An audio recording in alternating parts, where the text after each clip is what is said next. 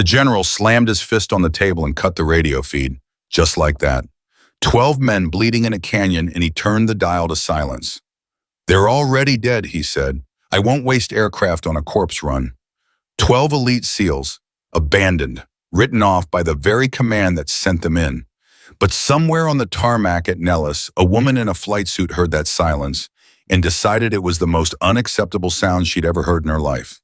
Before we go any further, if stories about courage, defiance, and the ones who refuse to leave anyone behind move something in, you subscribe to this channel right now and follow this story all the way to the end.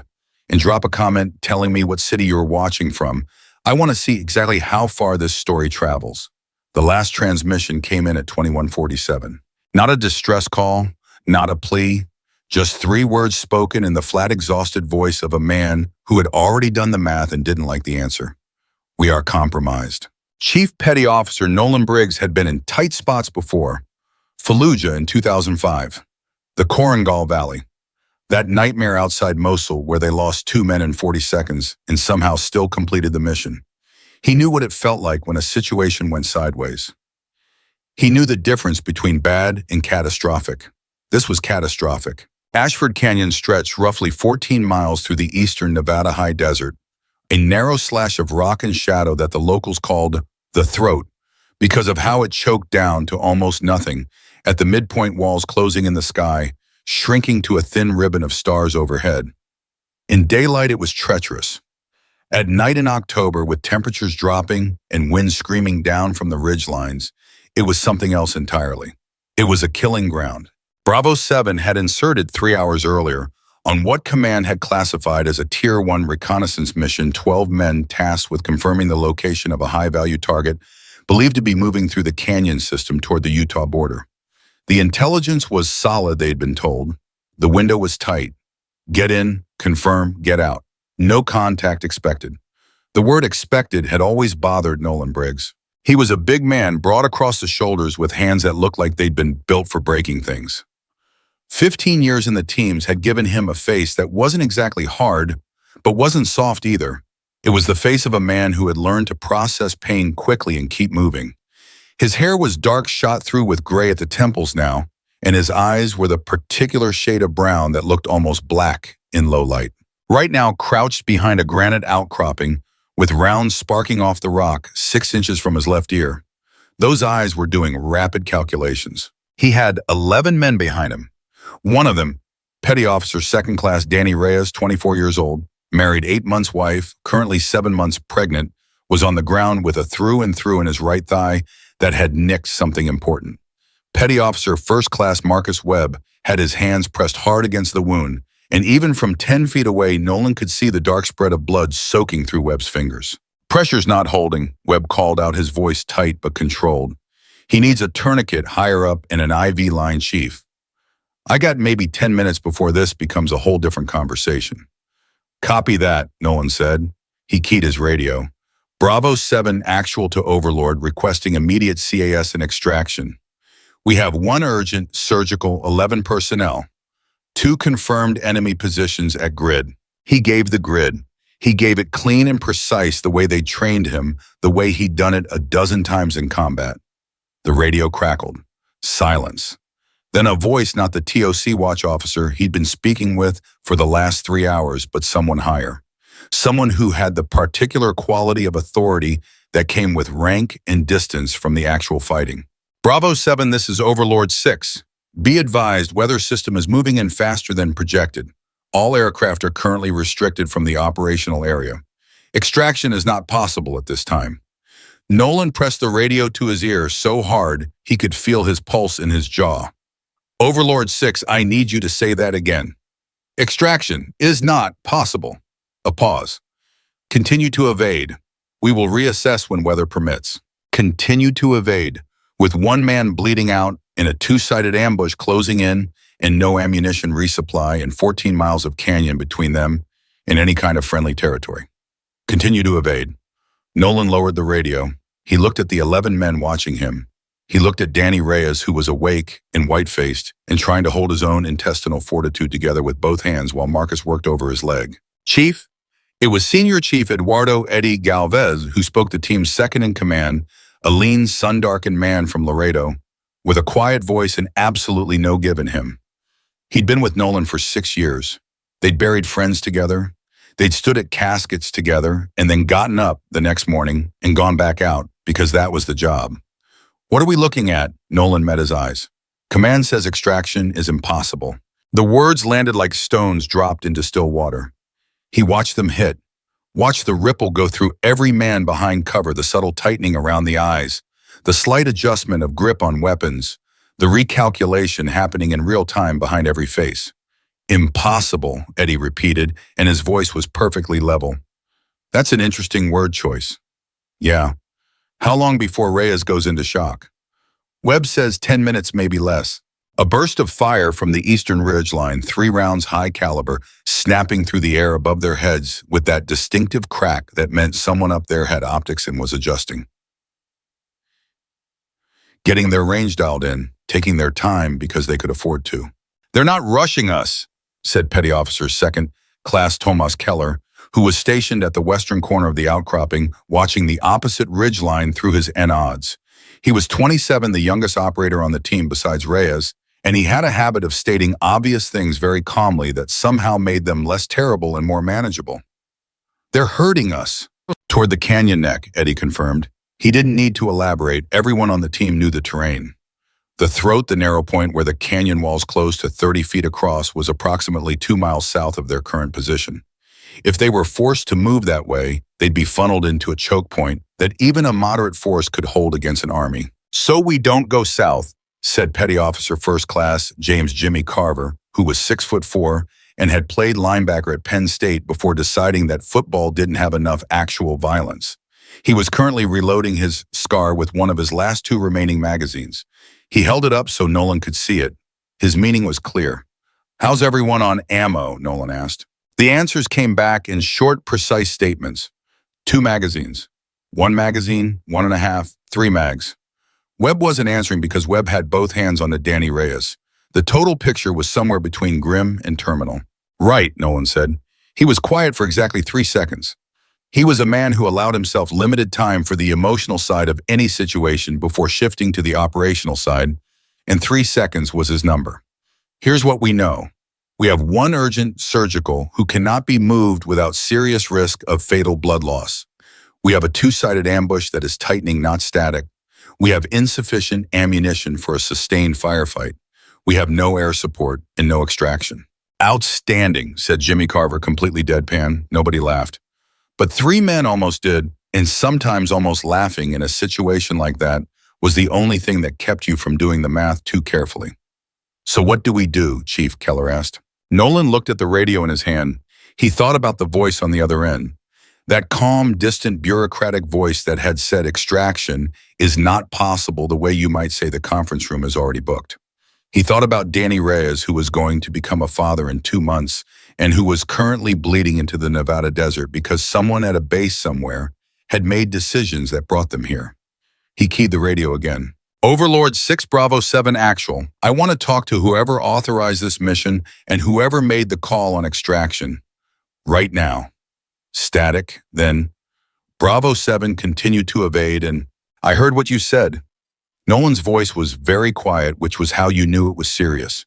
The men who knew him knew that the louder he was, the better he was managing. The quiet meant something different, and I am telling you that I have a man who will die in this canyon in less than 10 minutes if we don't get medical evacuation or close air support. I am telling you that the rest of my team is going to follow him if this ambush closes. I am formally documenting this transmission. Whatever happens next is on your record. Is that understood? Long pause. Bravo 7, we copy your situation. We are working the problem. Continue to... Nolan switched off the radio. Eddie looked at him. You turned it off. They don't have anything useful to say. They might. They won't. Nolan looked at his team. We do this ourselves. Here's what we're going to do. And then something happened that Nolan Briggs had not planned for and could not have predicted, which was that Danny Reyes, who had been silent and white-faced on the ground with Marcus Webb's hands over his wound, opened his mouth and said something. Chief? Nolan turned. Reyes looked at him. His voice was thin, but it was steady, and there was something in his eyes that was harder to look at than the wound of clarity, the kind that comes when a person has accepted something and is looking at you past it. Don't get anyone else killed trying to save me, Reyes said. That's an order from a lower rank, I know that, but I'm saying it anyway. Don't do it. The canyon was briefly very quiet. Then Webb said without looking up from his work, Nobody asked you, Danny. Shut up and let me do my job.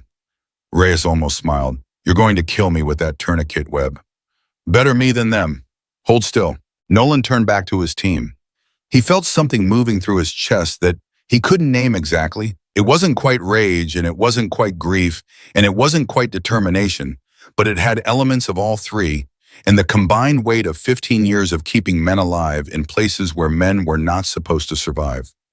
Okay, he said, listen up. The plan was simple because it had to be. Two elements.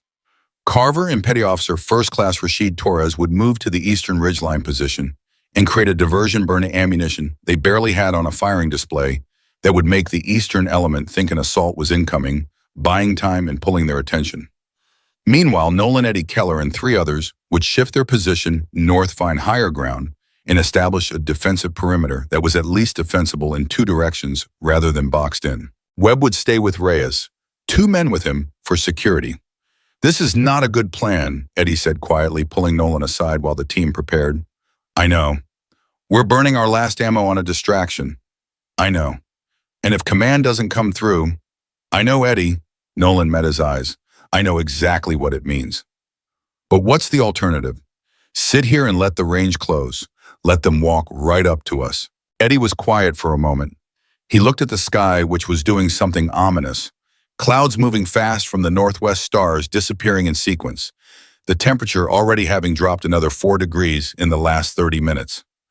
Storm's coming, he said. Yeah, that's going to make everything worse. Most things do. Eddie actually smiled at that, a brief, genuine flash of it gone almost immediately. All right, Chief, your call. Always has been. They had one thing going for them, and it was this Bravo 7 was the best. Not the best in the sense of rankings or evaluations or what their records said, though those things were true. The best in the sense that these 12 men had worked together long enough to operate almost without language, to anticipate each other's movements, to make decisions in the half-second gaps between incoming rounds where other units would have frozen. The execution was clean. Carver and Torres moved out in a low crawl that covered 40 meters in under 90 seconds and set up on the eastern approach with a positioning that would force any observer on the ridgeline to assume a coordinated assault. When they opened up, controlled, accurate, making every round count, the eastern position lit up with return fire that was heavy and reactive, which meant exactly what Nolan had hoped. Whoever was up there was nervous. Nervous people made mistakes. Nolan moved his element north using the terrain the way they'd been trained, finding the dead ground, the folds and shadows that the high ground shooters couldn't cover. It took 7 minutes. In those 7 minutes, he heard the eastern exchange reach a brief crescendo, and then quiet Carver and Torres, conserving ammunition, signaling through their radio that they were in position. The new terrain was better, not good, but better. And that was when Nolan turned on the radio again. He didn't call command. He wasn't calling command again tonight. Command had told him what it was going to do, which was nothing. Instead, he switched to the guard frequency, the emergency channel that every military aircraft monitored, always regardless of what else was happening, and he gave his full situation report, not to any specific call sign, just out into the air. Grid coordinates, personnel count, 1 urgent surgical, ammunition status, enemy disposition, weather incoming. He said it twice, then he signed off. That goes to everyone, Eddie said, listening. That's the idea. No one's coming, Chief. Nolan set the radio down on the rock beside him. He looked at the western ridgeline where a second enemy position had briefly gone quiet, either repositioning or waiting him out. He looked north where the canyon mouth was still theoretically open, 14 miles of hard terrain between them and anything useful. He looked at the sky, which was losing stars by the minute. Maybe not, he said, but someone hears everything. He didn't say it with confidence. He didn't say it the way a character in a movie says something meaningful, right before the cavalry arrives. He said it because he had run out of better things to say, and because he had decided somewhere in the last 45 minutes that if this was how it ended, it was not going to end with him having stayed quiet. Danny Reyes was still alive. Marcus Webb had gotten the tourniquet properly seated, and started an IV from the emergency kit. Reyes was pale and fading but conscious, and his vitals, while not good, were not immediately terminal. 10 minutes had become 15. 15 might become 20. Sometimes that was all it took. Sometimes the only strategy was to survive long enough for something to change. At Nellis Air Force Base, 47 miles to the southwest, the operations center was running the way it ran on any other night, with the particular controlled chaos of a military installation, managing multiple concurrent situations, screens alive with data, voices overlapping, the smell of bad coffee and recycled air, and institutional stress that was so constant it had become invisible. Colonel Raymond Marsh was the senior officer on duty, and he was in the middle of an argument. Not a loud argument. Colonel Marsh didn't do loud. He was 61 years old, 28 years of active service, twice decorated for strategic planning, and never not once for anything involving running toward gunfire. He had the bearing of a man who had built his career on the right side of decisions, meaning the side that when reviewed afterward appeared measured and defensible, and above all, safe. He was arguing with the weather data. Specifically, he was arguing with the radar image showing a fast-moving storm system dropping out of the northern Nevada highlands at a rate that made any flight operations in the Ashford Canyon area effectively impossible for the next 3 to 4 hours. The weather settles, we reassess, he said to the room. That team knows how to survive in the field. That's what they're trained for. Captain Derek Hollins, the watch officer, was 26 years younger than Marsh and had the expression of a man choosing his words with extreme care. Sir, with respect, the team has reported an urgent surgical casualty. Blood loss. That's a time-critical situation regardless of the weather. I understand what urgent surgical means, Captain. Yes, sir. I just want to make sure we're documenting the timeline correctly. Because if that casualty expires while we have aircraft on the ground here, that could theoretically... Aircraft cannot theoretically fly into a canyon in a storm, Marsh said, and his voice had the particular flatness that meant the conversation was over. That's not theoretical, that's physics. I will not risk aircraft and crew on a mission that the weather makes impossible. Holland said nothing. Marsh turned back to the screens. The guard frequency transmission came in at 22:03. Nolan Briggs's voice, flat and precise and exhausted, reading coordinates and casualty counts in ammunition status into the open air. The room went quiet in the specific way rooms go quiet when something arrives that changes the texture of everything. Marsh listened to all of it. He didn't move. When it ended, he said, "Log it." Holland stared at him. "Sir, log it.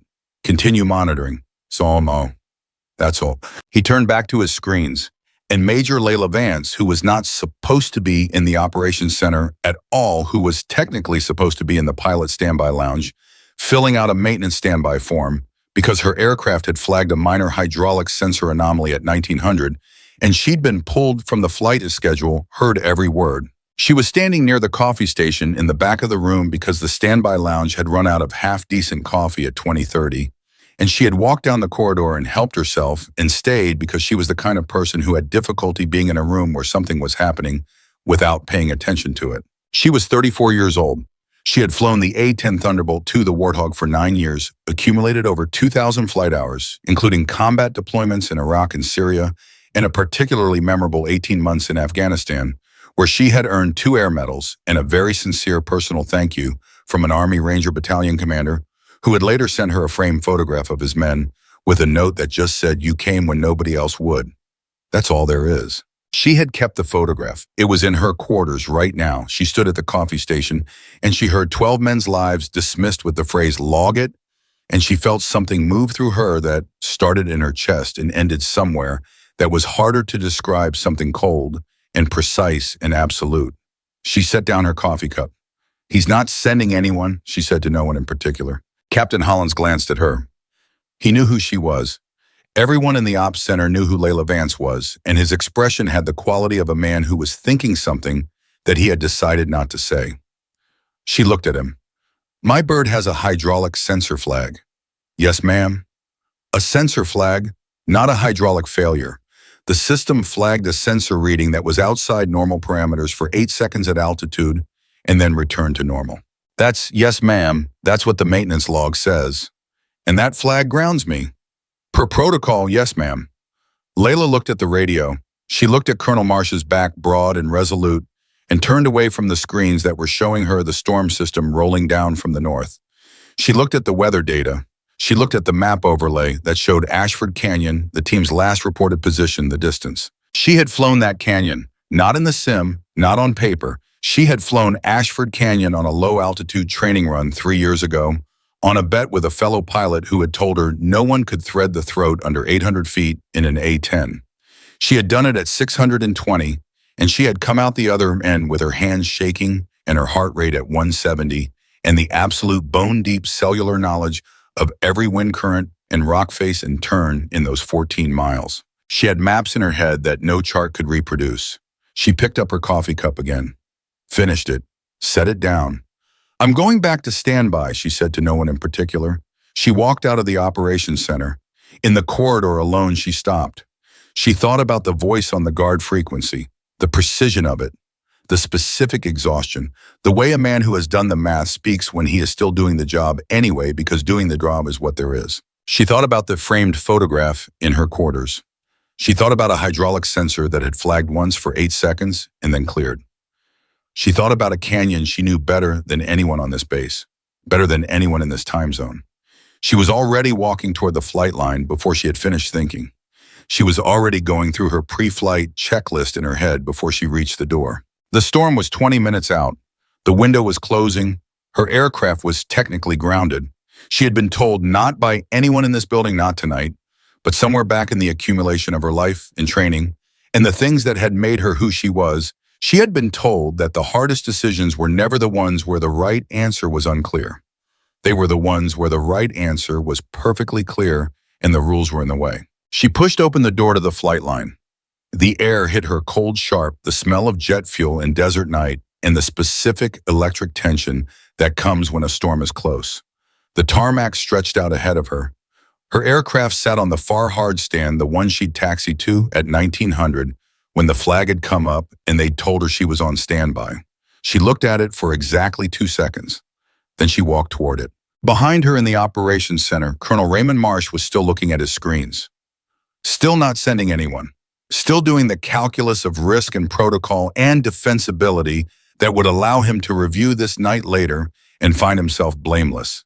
He had no idea what was about to happen. 12 men in a canyon, a woman on a tarmac, a storm that was closing fast, and a decision that had already been made. The hydraulic sensor was not a hydraulic failure. Layla had known that the moment it flagged. 8 seconds at altitude, returning to normal. That was a sensor, not a system. She had seen it before. Every A-10 pilot had seen it before, the little electronic hiccup that the maintenance protocols treated as grounds for grounding, because the protocols couldn't distinguish between a sensor anomaly and an actual system problem, and protocols were written to be safe. Safe. There was that word again. She was in the cockpit. Her hands moved through the pre-flight with the automatic precision of 9 years and 2,000 hours, touching each control in sequence. Her eyes moving across the instruments. Everything was where it was supposed to be. The hydraulic system read normal, had read normal since 1908. The sensor that had flagged was silent. Her radio was on the guard frequency. She heard nothing new from Bravo 7. That could mean anything. It could mean they'd gone silent for tactical reasons.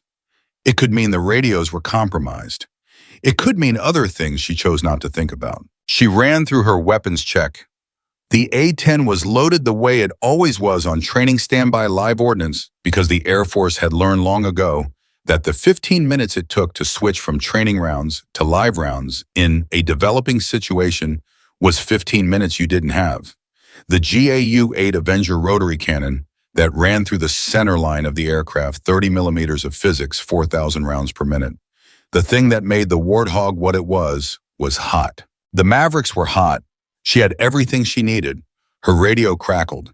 Different frequency, the base operations channel. Major Vance, it was Hollins's voice. He'd seen her on the flight line cameras. Major Vance, please confirm your status. She keyed her mic. Standby pilot conducting pre-flight check. Ma'am, your aircraft is grounded pending maintenance clearance. The sensor cleared at 1908, Captain, 41 minutes after the initial flag. I'm documenting the time now. A pause. She could hear him working through it, the rules, the protocol, the gap between what the paperwork said and what she was saying. I need to flag this to Colonel Marsh, ma'am. Copy that. She ran the last pre-flight items. Major Vance, repeat bus. A different voice. Marsh, he'd move fast. Stand down. That is a direct order. Her hands paused on the throttle. She thought about Danny Reyes, 24 years old, bleeding in a canyon, trying to tell his team leader not to get anyone killed on his behalf. She thought about 12 men doing the math and not liking the answer and doing the job anyway. She thought about a photograph on her wall and a note that said, "You came when nobody else would." Colonel Tequillon, she said, and her voice was completely steady. I'm documenting this transmission. Bravo 7 has one urgent surgical and is in contact with hostile elements at the coordinates logged from the guard frequency transmission at 2203. I am the only qualified aircraft commander on this base with direct operational knowledge of the Ashford Canyon terrain. My aircraft is flight ready. I am launching. Dead silence on the radio. Then Marsh's voice, very quiet, very hard. Major Vance, if you lift off, I will have you court-martialed. She looked at the storm line visible now on the northwest horizon, a dark mass erasing the stars. She looked at the coordinates on her kneeboard, the grid that Nolan Briggs had read out in that flat, precise, exhausted voice twice to anyone who was listening. She looked at the photograph she didn't have with her, but could see perfectly well. Yes, sir, she said. I expect you will. She pushed the throttle forward. The A-10's twin T, F-34 engines, which were not beautiful engines in the way that fighter jet engines are beautiful. They were industrial engines, honest engines built for endurance and punishment, and showing up began their climb to full power. The ground fell away. Layla Vance banked northwest and pointed her aircraft at the storm and at the canyon beyond it and at the 12 men who were still, as far as she knew, alive. The radio crackled with Marsh's voice one more time, something about court-martial and direct orders and her career, and she turned the volume down to 0. She had a canyon to fly. Nolan Briggs heard it at 2231. Not the aircraft, not yet. The A-10 was still minutes out, still fighting the storm on approach. But the radio, his radio, which he had kept on the guard frequency, which suddenly spoke in a voice that was female and calm and utterly matter-of-fact. Bravo 7, actual, this is Storm 01. I have your grid. I'm inbound. Estimated time to your position, 11 minutes.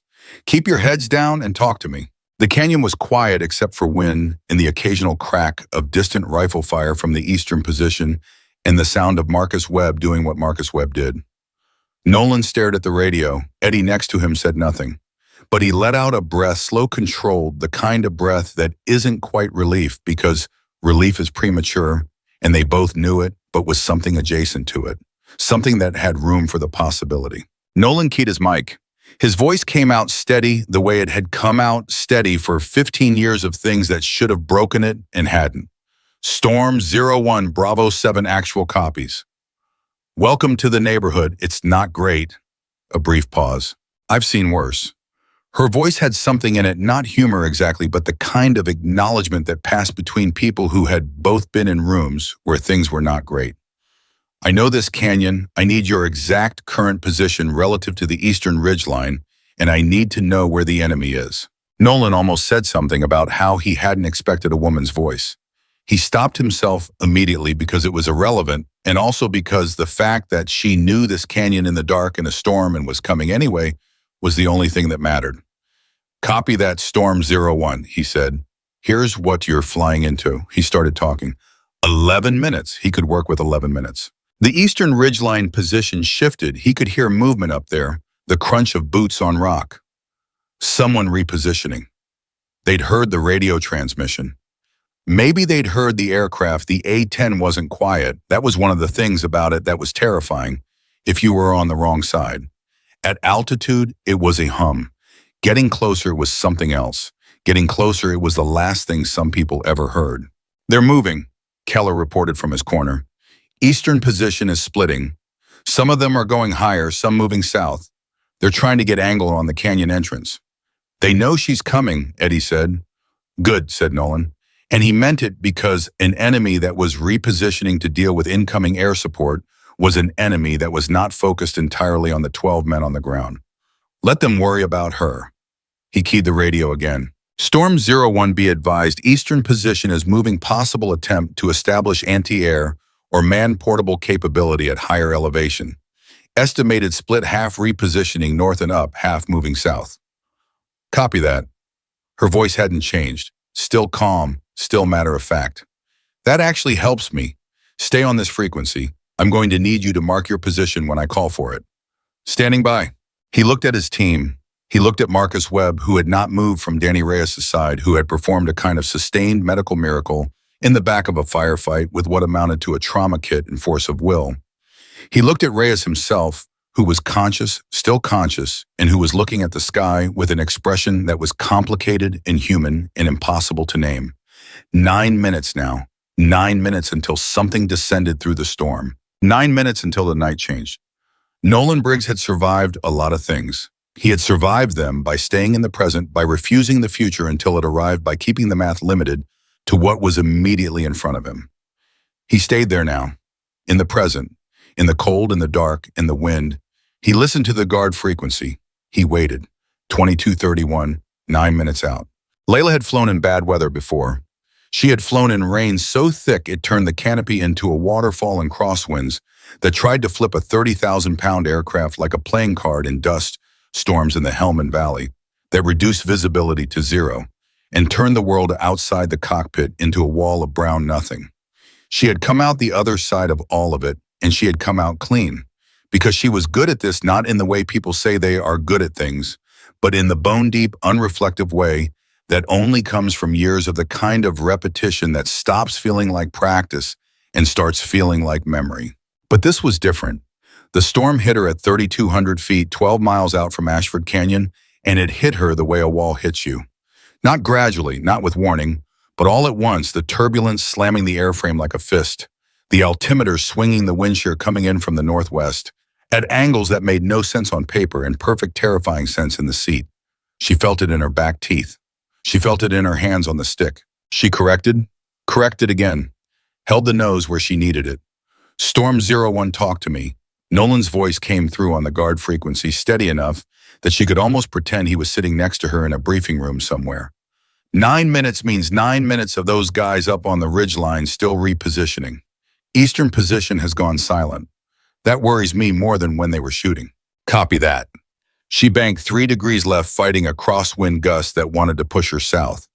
Silent usually means they found what they were looking for. My thought exactly. What's your man-portable air defense situation? Anyone up there likely to have a man-pad? A pause. She could hear him thinking. Negative confirmed, he said, but I wouldn't bet a warthog on it. Noted. She dropped 200 feet, ducking under the worst of the shear layer. The ride smoothed slightly, not smooth, nothing was smooth tonight, but marginally less violent. I'm going to come in from the north. Stay on comms. When I call for it, I need you to mark your position with IR strobe, 1 strobe, southeast corner of your perimeter. You'll be able to see it in this weather. I'll find it. He didn't ask how. She appreciated that. The canyon entrance appeared on her terrain-following radar at 2234, the rock walls rising out of the darkness below her like the edges of something that had been split open and never healed. She'd been here before. She held that in her mind the way you hold a tool, not for comfort, but because it was useful. She knew the first turn a left bend at the canyon's northern mouth that looked gradual on the map, but tightened faster than it appeared the wall coming up on your right while you were still thinking it had more room. She knew the wind pocket 2 miles in where the canyon narrowed enough to create an updraft effect that could gain you 300 feet of altitude you hadn't asked for. She knew the throat. She dropped to 800 feet and went in. Bravo 7 Storm 01 is entering the canyon. 2 minutes. Copy. A beat. You sound calm. I am calm. How? She thought about it for exactly 1 second. Because I already decided. Calm comes after you decide. Another crack of turbulence hit the airframe, violent enough to snap her head sideways. She corrected and kept going. Behind her at Nellis, she was quite certain that Colonel Raymond Marsh was either on the phone with someone who outranked him or composing the beginning of her court-martial paperwork. Possibly both. The certainty of that should have created some feeling in her anxiety, doubt the particular cold dread of watching your career become past tense. It didn't. There was something clarifying about having already crossed a line. The energy she would have spent on second-guessing had been redirected somewhere more immediately useful, like not flying into a canyon wall at 400 knots. "Southeast strobe on your call," Nolan said. "Ready when you are." "Stand by." She came through the first turn, the right wall looming in her peripheral vision, and then dropping back as the canyon widened briefly. The turbulence was constant now, not the slamming burst of the approach, but a grinding, sustained buffeting that required continuous correction, her hands never fully still. 20 seconds. She checked her weapons display. The GAU-8 was armed. 2 Maverick missiles, 1 on each wing pylon, designated for precision work if she needed it. She had CBU cluster rounds she wouldn't use this close to friendlies. She had the cannon, which was what this canyon was for short range, devastating point blank if necessary. 10 seconds. Mark. The IR strobe lit up below, and to her right a pulse of infrared light, invisible to anyone without night vision equipment and absolutely unmistakable to her sensors, a single bright heartbeat in the dark telling her exactly where 12 men were trying to survive.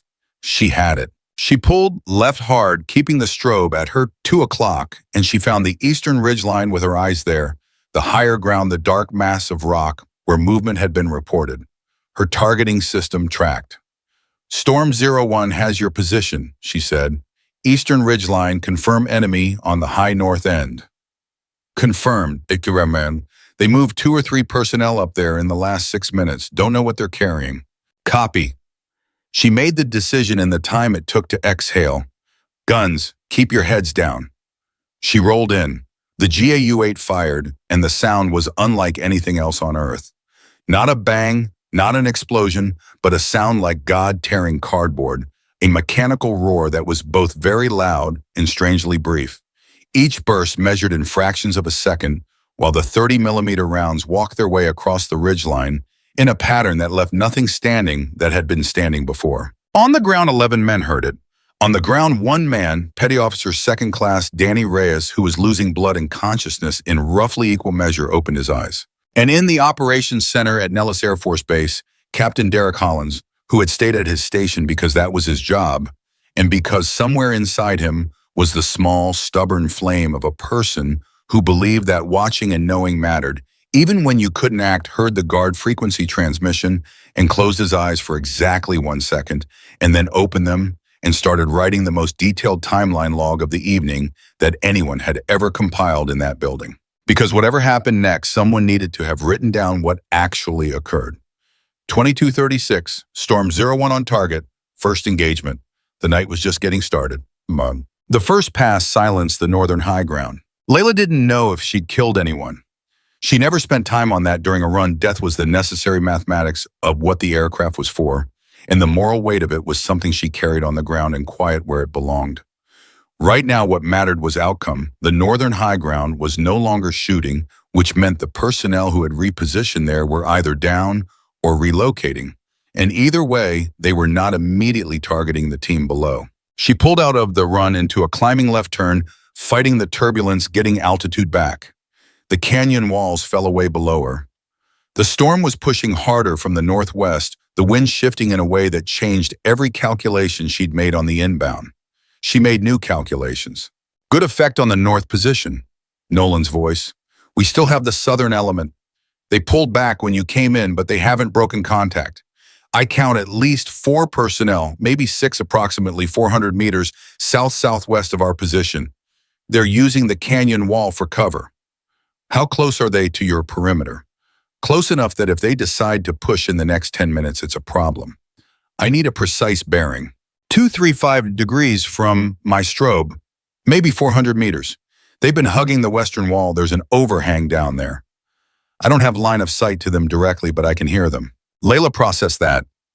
Western wall overhang at 235 degrees from the strobe. She knew exactly where that was.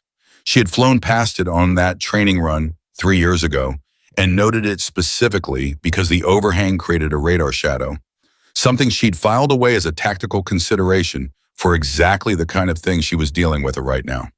The cannon wouldn't work on a covered position. She'd need something with more angle. "Copy that. I'm going to need about 90 seconds to set up the angle on the western wall position." Can you hold? We've been holding for an hour. 90 seconds is practically a vacation. She almost smiled.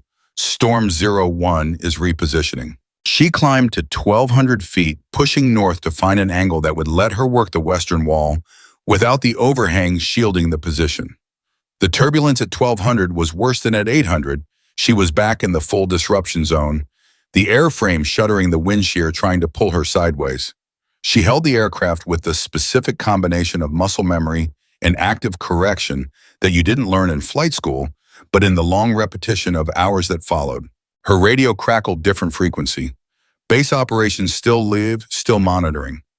Someone had the sense not to key it, or they were composing themselves, or they'd given up. She didn't have time to care. The angle she needed opened up at 1,220 feet in 8 degrees of offset from her original approach.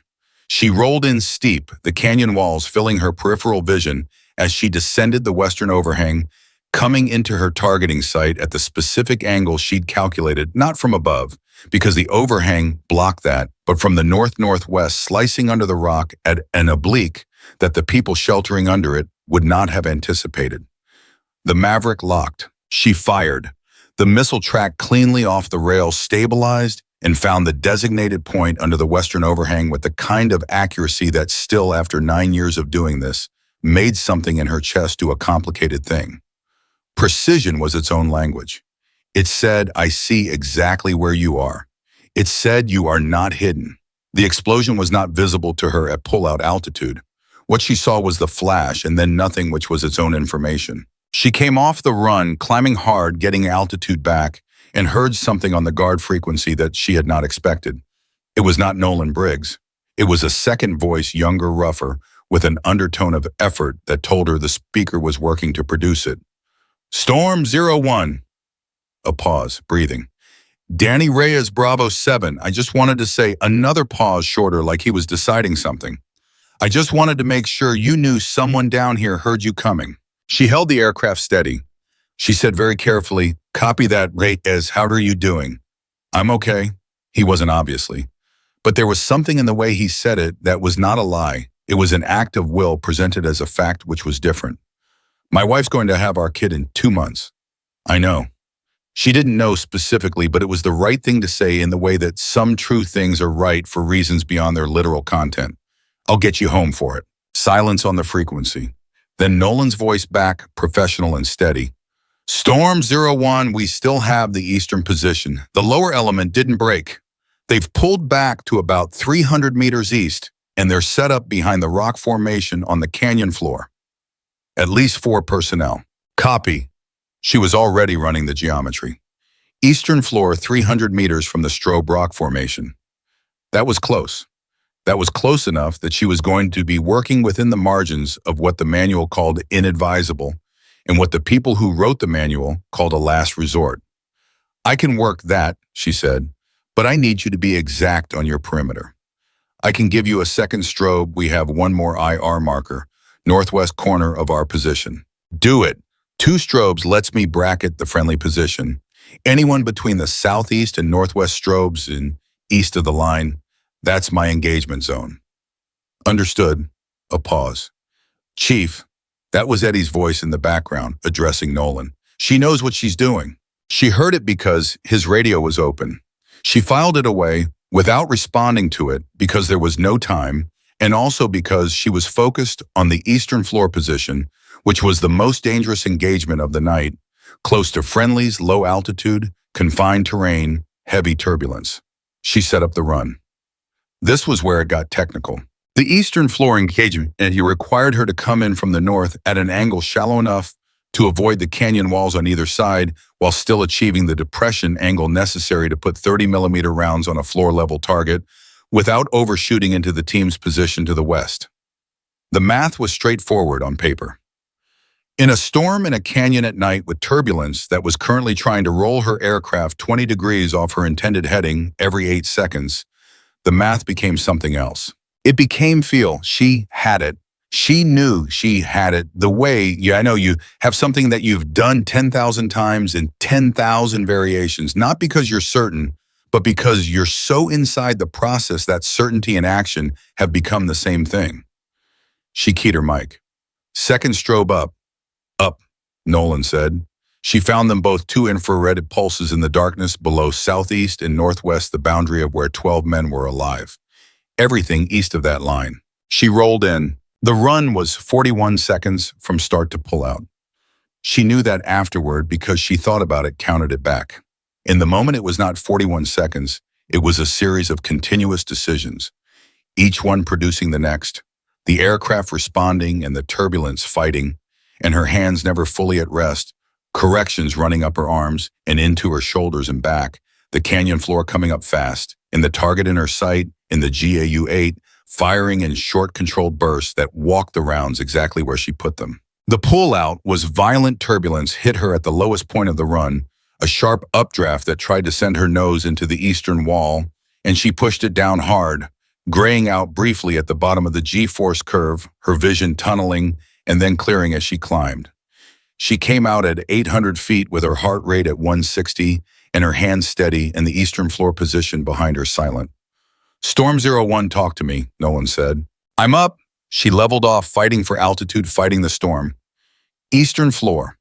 A 2-second pause that lasted longer than 2 seconds. Gone, Nolan said. One word. The weight of it was considerable. She exhaled slowly. Storm 01, he said, and his voice had shifted slightly.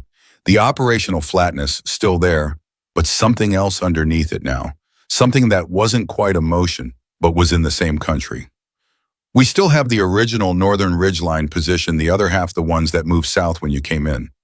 They haven't shown themselves, but I can hear them. Maybe 300 meters north-northeast. They've gone quiet. Quiet again. Yeah. She thought about the northern ridgeline. She thought about personnel who had gone quiet after a devastating first pass, who had watched 2 other positions destroyed, who were now in the dark making their own calculations. Sometimes quiet meant broken. Sometimes it meant something else. I'm going to make another pass over the northern ridgeline, she said. Not a weapons run, a show of force. I want them to hear the aircraft. You want to scare them.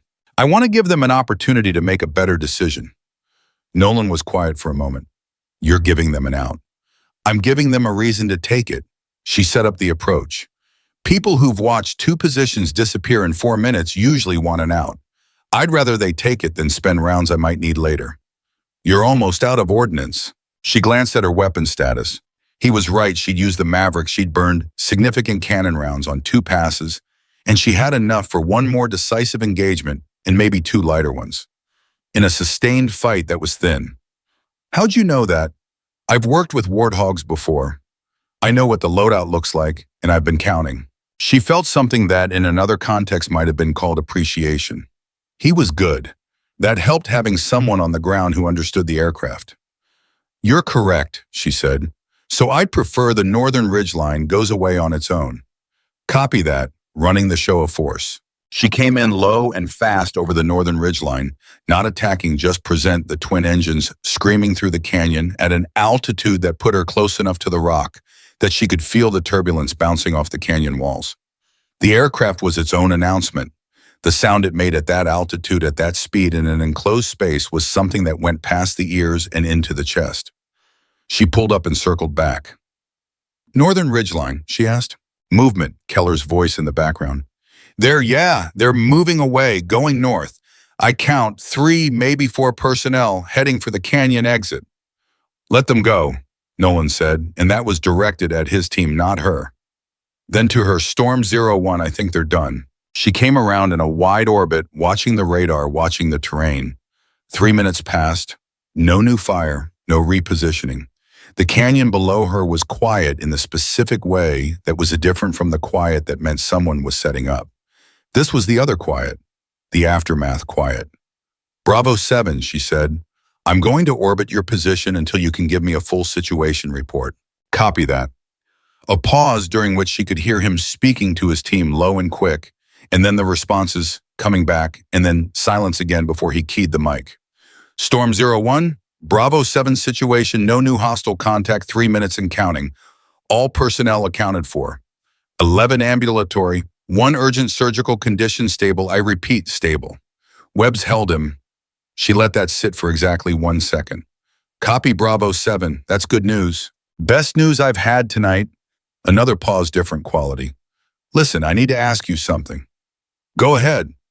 Did you come out here alone? No wing, no backup. Affirmative. Silence. Then command, no, you're out here.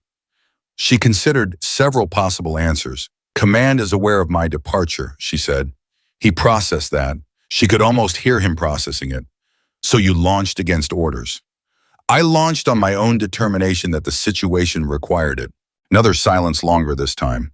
Why, he said, and it wasn't the question of a man who doubted her decision. It was the question of a man who needed to understand something the way you need to understand a thing that already happened to you and that you're still in the middle of. She thought about what to say. She'd thought about a lot of things tonight, but this one she hadn't prepared because she hadn't expected to be asked. Because the call came in on the guard frequency, she said finally, and I know this canyon, and nobody else was going. More silence. When Nolan Briggs spoke again, his voice had the quality of a man who had been holding something in a fist for a long time and was now carefully opening his hand. Well, he said, okay, that was all. 2 words. But the weight behind them was the weight of 11 men who had been looking at the math and not liking the answer, and who were now for the first time in over an hour looking at something else. She kept her orbit. The storm was not done. It was, in fact, intensifying the turbulence, getting worse rather than better, the wind shear at her current altitude becoming increasingly aggressive. She was burning fuel. She had been burning fuel since she lit the engines, and the basic physics of the situation meant she had a limited time before she needed to think about where she was going to put the aircraft. She had not, she realized fully, thought through the landing part. This was technically speaking a problem. Bravo 7, I need to ask you something now, she said. Shoot. What's your extraction situation? Because I can keep this orbit for approximately 40 more minutes before my fuel state becomes a factor, and I'd like to have you on the ground at a pickup point before that becomes critical. Command has been non-responsive. I know, I'm not asking about command. She had an idea that had been forming since approximately the moment she lit the engines, the idea of a person who had already broken one rule and was now doing the specific arithmetic of how many more rules needed to break in sequence. Is there a point at the Northern Canyon exit that a vehicle could access ground extraction, not air? A long pause. Nolan, Eddie's voice off mic but audible. She's right. Ground route, the service road. Nolan came back. There's a BLM service road that hits the canyon exit approximately 12 miles north of our current position.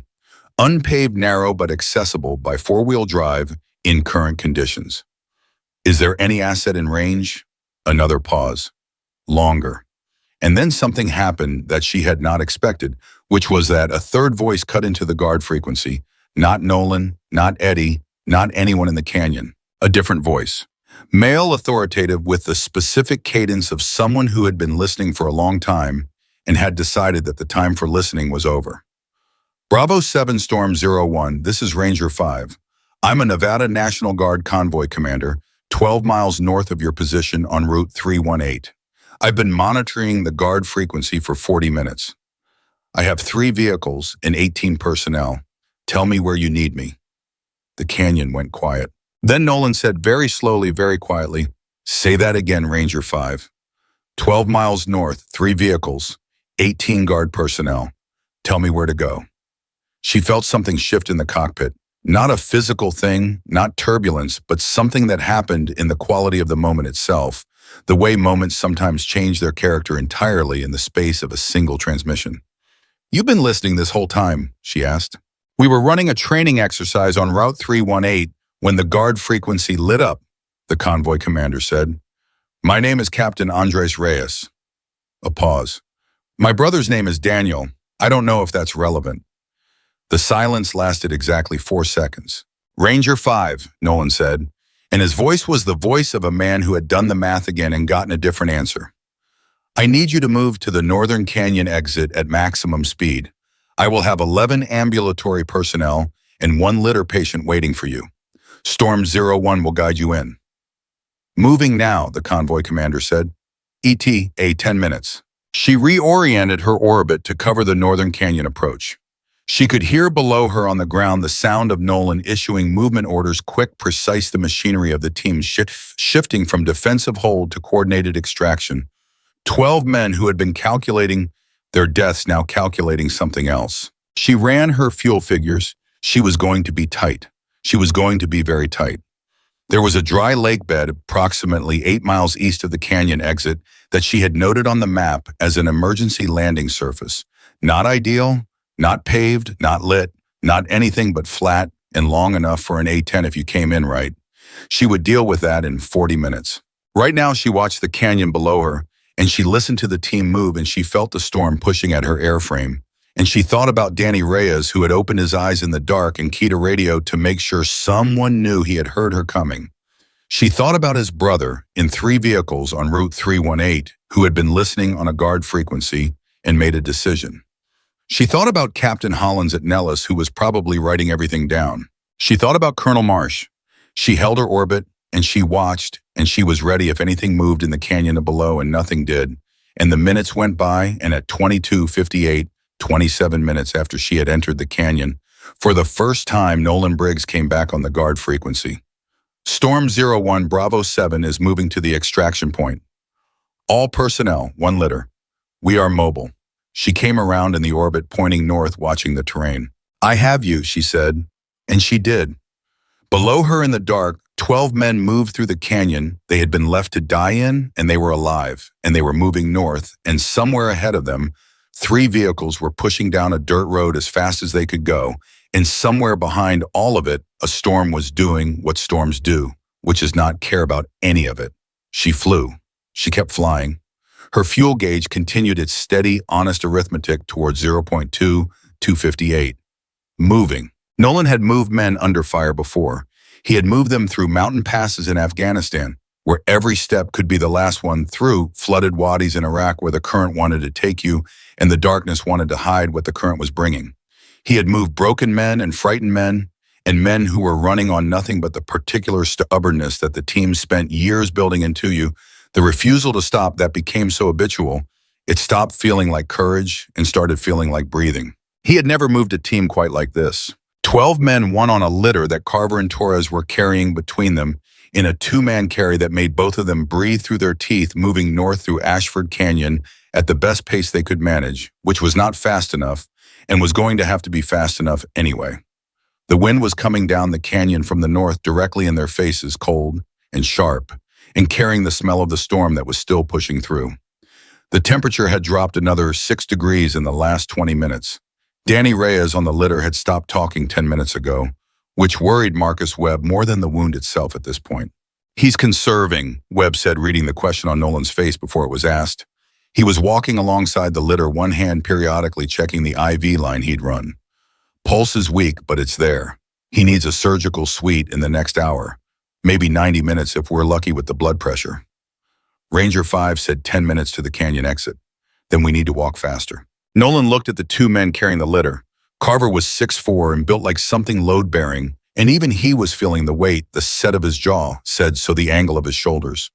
Torres was smaller, but had that particular compact efficiency that the smaller operators often had. No wasted movement, every step doing exactly what it needed to do. They were good. They were both going to feel this tomorrow in places they'd forgotten they had. 3-minute rotation on the litter, Nolan said to Eddie, who nodded and immediately started tapping replacements. Overhead, he could hear Layla's aircraft. He couldn't always see the storm in the darkness made that intermittent, but the sound of those twin engines was present, steady, orbiting somewhere above the canyon. It was the most reassuring sound he had heard in several hours, which was a thing he would have found absurd if someone had told him about it beforehand. An aircraft engine. Reassuring. But there it was. Storm 01, he said quietly, not breaking stride. We're moving. How does the canyon look to you from up there? Clear, she said. Northern approach is clear. Ranger 5 is on the dirt road. I can see headlights. They're moving fast. Copy.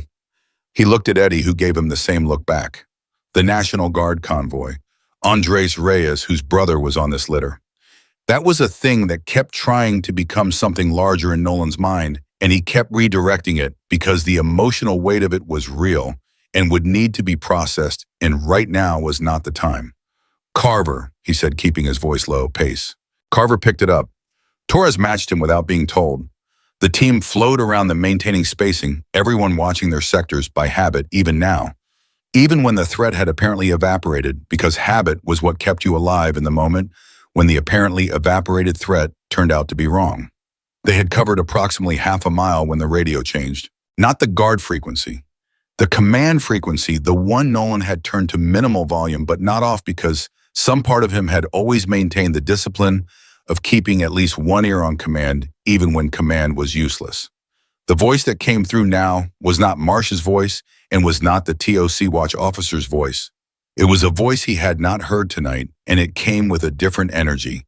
Entirely the energy of someone who had just arrived at a situation and was trying to understand very quickly what had happened in their absence. All stations, this is Bravo Command. Actual, I am taking control of this operational frequency. Bravo 7 report status. Storm 01, identify yourself and report status. Nolan kept walking. He looked at the radio in his hand. Who is that? Eddie asked. Don't know. Higher than Marsh based on the call sign. You going to answer? In a minute.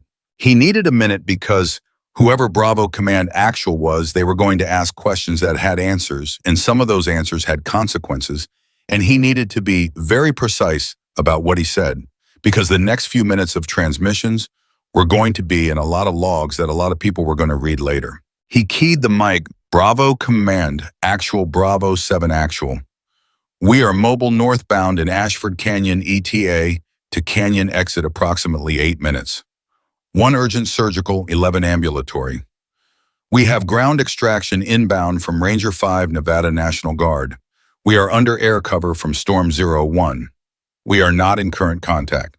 A pause. Bravo 7 confirms Storm 01 is an A-10 from Nellis. Affirm. Another pause. Longer. Storm 01 identify. She answered immediately, and she answered the same way she had answered everything tonight, without drama, without performance, just clean and direct. Storm 01 is Major Layla Vance, A-10 Nellis. I launched at 22:19 in response to Bravo 7's guard frequency transmission at 22:03. I am currently in low orbit over the extraction route. I have expended approximately 60% ordnance. I have approximately 30 minutes of fuel remaining before I need to recover. The silence on the command frequency had a different quality now. It had the quality of a room where a lot of people were listening and nobody wanted to be the first to speak. Major Vance, Bravo Command. Actual said carefully, are you aware that you launched without authorization? Yes, sir. And you did so anyway? Yes, sir. Another silence. Then unexpectedly, what is the current status of the canyon? Is the threat neutralized? Affirm. Eastern floor position destroyed. Western overhang position destroyed. Northern ridgeline element scattered last observed moving north out of the canyon on foot. No new contact in approximately 17 minutes. Nolan kept walking while he listened. He had covered another 300 meters. Carver and Torres had rotated off the litter. Keller and Petty Officer First Class Raymond Osei had taken over. Osei being the kind of steady that was easy to underestimate until you needed it. Major Vance. Bravo Command Actual's voice had shifted slightly. I need you to maintain your current orbit until Bravo 7 is clear of the canyon. Can you do that with your current fuel state? I can maintain orbit for approximately 25 more minutes and still have fuel to reach an emergency landing surface. What surface? Dry lake bed 8 miles east of the canyon exit. I've identified it as serviceable for an A-10 landing in current conditions. A very long pause. That's not an airfield, Major. No, sir, it is not. Have you landed on an unimproved surface before, Bob? Yes, sir, once in Afghanistan, a river gravel bar. This will be easier. Nolan almost stopped walking. He caught himself and kept the pace. Eddie, he said quietly. I heard, Eddie said. He was looking straight ahead, but his jaw had the set it got when he was working to keep his expression neutral. She's going to land on a lake bed. She's been carrying the whole night. Yeah. Keep moving. Eddie kept moving. They all kept moving. The canyon walls were beginning to open up. He could feel it more than see it, the quality of the wind changing the sound of it, the slight widening of the space around them. The exit was close. Storm 01, right? He said. We're coming up on the exit. I can feel the canyon opening. Copy that. Ranger 5 is 2 minutes out from the exit on the service road. I have them on visual, 3 vehicles, lights on. They are moving and they are fast. He turned to Webb. 2 minutes. Webb looked at Danny on the litter. Danny's eyes were closed. His breathing was visible, shallow but regular. 2 minutes is okay, Webb said, and he said it with the focused precision of a man who was constantly doing math he didn't share with anyone else. 2 minutes is fine. They came out of the canyon at 2309.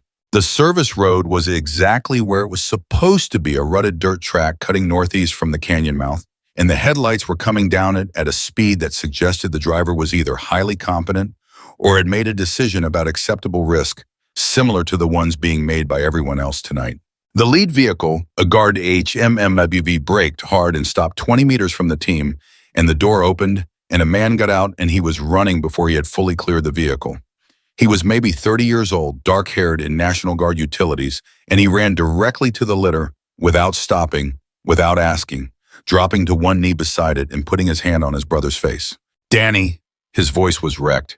He was Captain Andres Reyes, and he had been on a radio for 40 minutes, listening to the sound of his brother's situation, and he was now here, and the distance between those two states had apparently done something considerable to his composure. Danny, hey.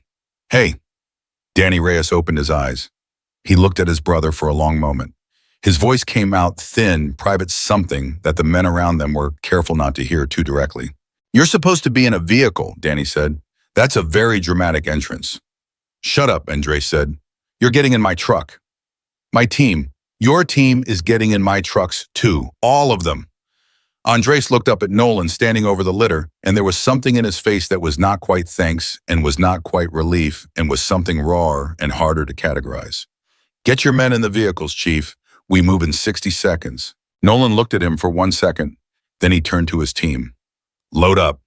They loaded fast, the way they did everything, not rushed but efficient, every man knowing what he was doing without being told. The litter went in the back of the second vehicle with Webb alongside and Andres climbing in after his brother before anyone could stop him, which nobody tried to do. Nolan took the front vehicle. Eddie had the third. Before Nolan got in, he stopped. He turned his radio to the guard frequency one last time. Storm 01, he said. We are loaded. We are moving. All personnel are accounted for. A pause. Then her voice steady as it had been from the beginning. Copy Bravo 7. Good to hear it. What's your status? I am going to maintain orbit for 5 more minutes, and then I am going to find that lake bed. He looked at the sky. The storm was churning overhead, low clouds moving fast, no stars visible anywhere now. Can you land on that lake bed in this weather? I'm going to. He noted the difference between those two sentences. He held his radio, and he stood at the side of the vehicle, and he looked at the sky that was hiding an aircraft and a woman he had never met, and he felt something move through him that was complicated and real. Storm 01, he said, I need you to know something. Chief, you don't have to. I need you to know that I am going to make sure someone hears what you did tonight. All of it. Not a summary, not a report. All of it. The frequency was quiet for 3 seconds. Get your men to a hospital, she said. He got in the vehicle. Andres' driver, a solid, silent specialist, who apparently had decided that the way to deal with tonight was to drive as if his life depended on it, which it did had the HMMWV moving before Nolan's door was fully closed. They drove north. Back to 2314. The lake bed.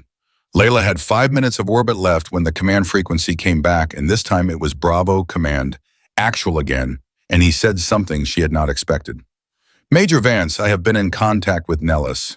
Your aircraft has been formally cleared by maintenance. The hydraulic sensor flag was officially signed off at 1908. That is in the record. She processed that. Someone filed the clearance paperwork. Captain Hollins, he filed it at 2205, 2 minutes after the guard frequency transmission. He apparently anticipated that someone might need it. A pause that contained things unsaid. He's a good officer. Yes, sir, he is. That means you were not technically flying a grounded aircraft. No, sir. However, you were flying without authorization. Yes, sir. Another pause. She had the distinct impression of a man choosing between several versions of the conversation he was about to have. Major Vance Colonel Marsh has filed a formal complaint requesting court-martial proceedings. I expected that, sir. He has that right. Yes, sir. I also have rights in this situation. Bravo Command and Actual said, And his voice had shifted again into something measured and deliberate, the voice of a person making a record. And I intend to exercise them fully, but that conversation is for tomorrow. Tonight I need you to land that aircraft safely. Is that understood? Understood, sir. The lake bed at grid A-10, he gave her the coordinates which matched what she had identified. Nellis is dispatching a recovery team. They will have the surface marked with chem lights before you arrive if you can give them 15 minutes. She ran the math. 15 minutes is tight on my fuel. Can you stretch it? She looked at her fuel gauge. She reduced her orbit radius, cutting the distance she was covering per minute, reducing fuel burn. It was not a large margin, it was a margin. I can give them 12. Do it. Recovery team is moving now. She tightened her orbit and she flew. And she watched her fuel state with the particular attention that you give to a thing that is counting down. And she thought about 12 minutes in a dry lake bed in a storm, in a recovery team with chem lights. And she thought about Nolan Briggs in a National Guard vehicle, moving north on a dirt road with his team around him, and one of them going to a hospital, and one of them going home to a wife who was 7 months pregnant. She thought about Captain Hollins, who had filed clearance paperwork at 2205 for a sensor that had cleared at 1908, who had been writing the timeline, log all night, who was 29 years old and apparently had a complete understanding of what the night was going to require before most of the people involved had figured it out. She thought about Andres Reyes on Route 318 with 3 vehicles who had been monitoring the guard frequency and made a decision in the space of a single transmission. She thought about the way decisions move through people on nights like this, not like orders, not top down, but laterally one person to the next, each one seeing what needed to happen and doing it without waiting for permission. The storm pushed at her airframe. She corrected and held. At 23:21, 12 minutes and 40 seconds after she had spoken to Bravo Command, she saw them faint green points in the darkness below a double row of chem lights, marking a strip of the dry lake bed 800 meters long and wide enough for her landing gear. Storm 01 has the lake bed in sight, she said. Recovery team confirms, came back a new voice, ground crew, professional calm. Surface is hard packed. Wind is northwest at 18 knots, gusting to 25. You have 800 meters of usable surface. 18 knots, gusting to 25.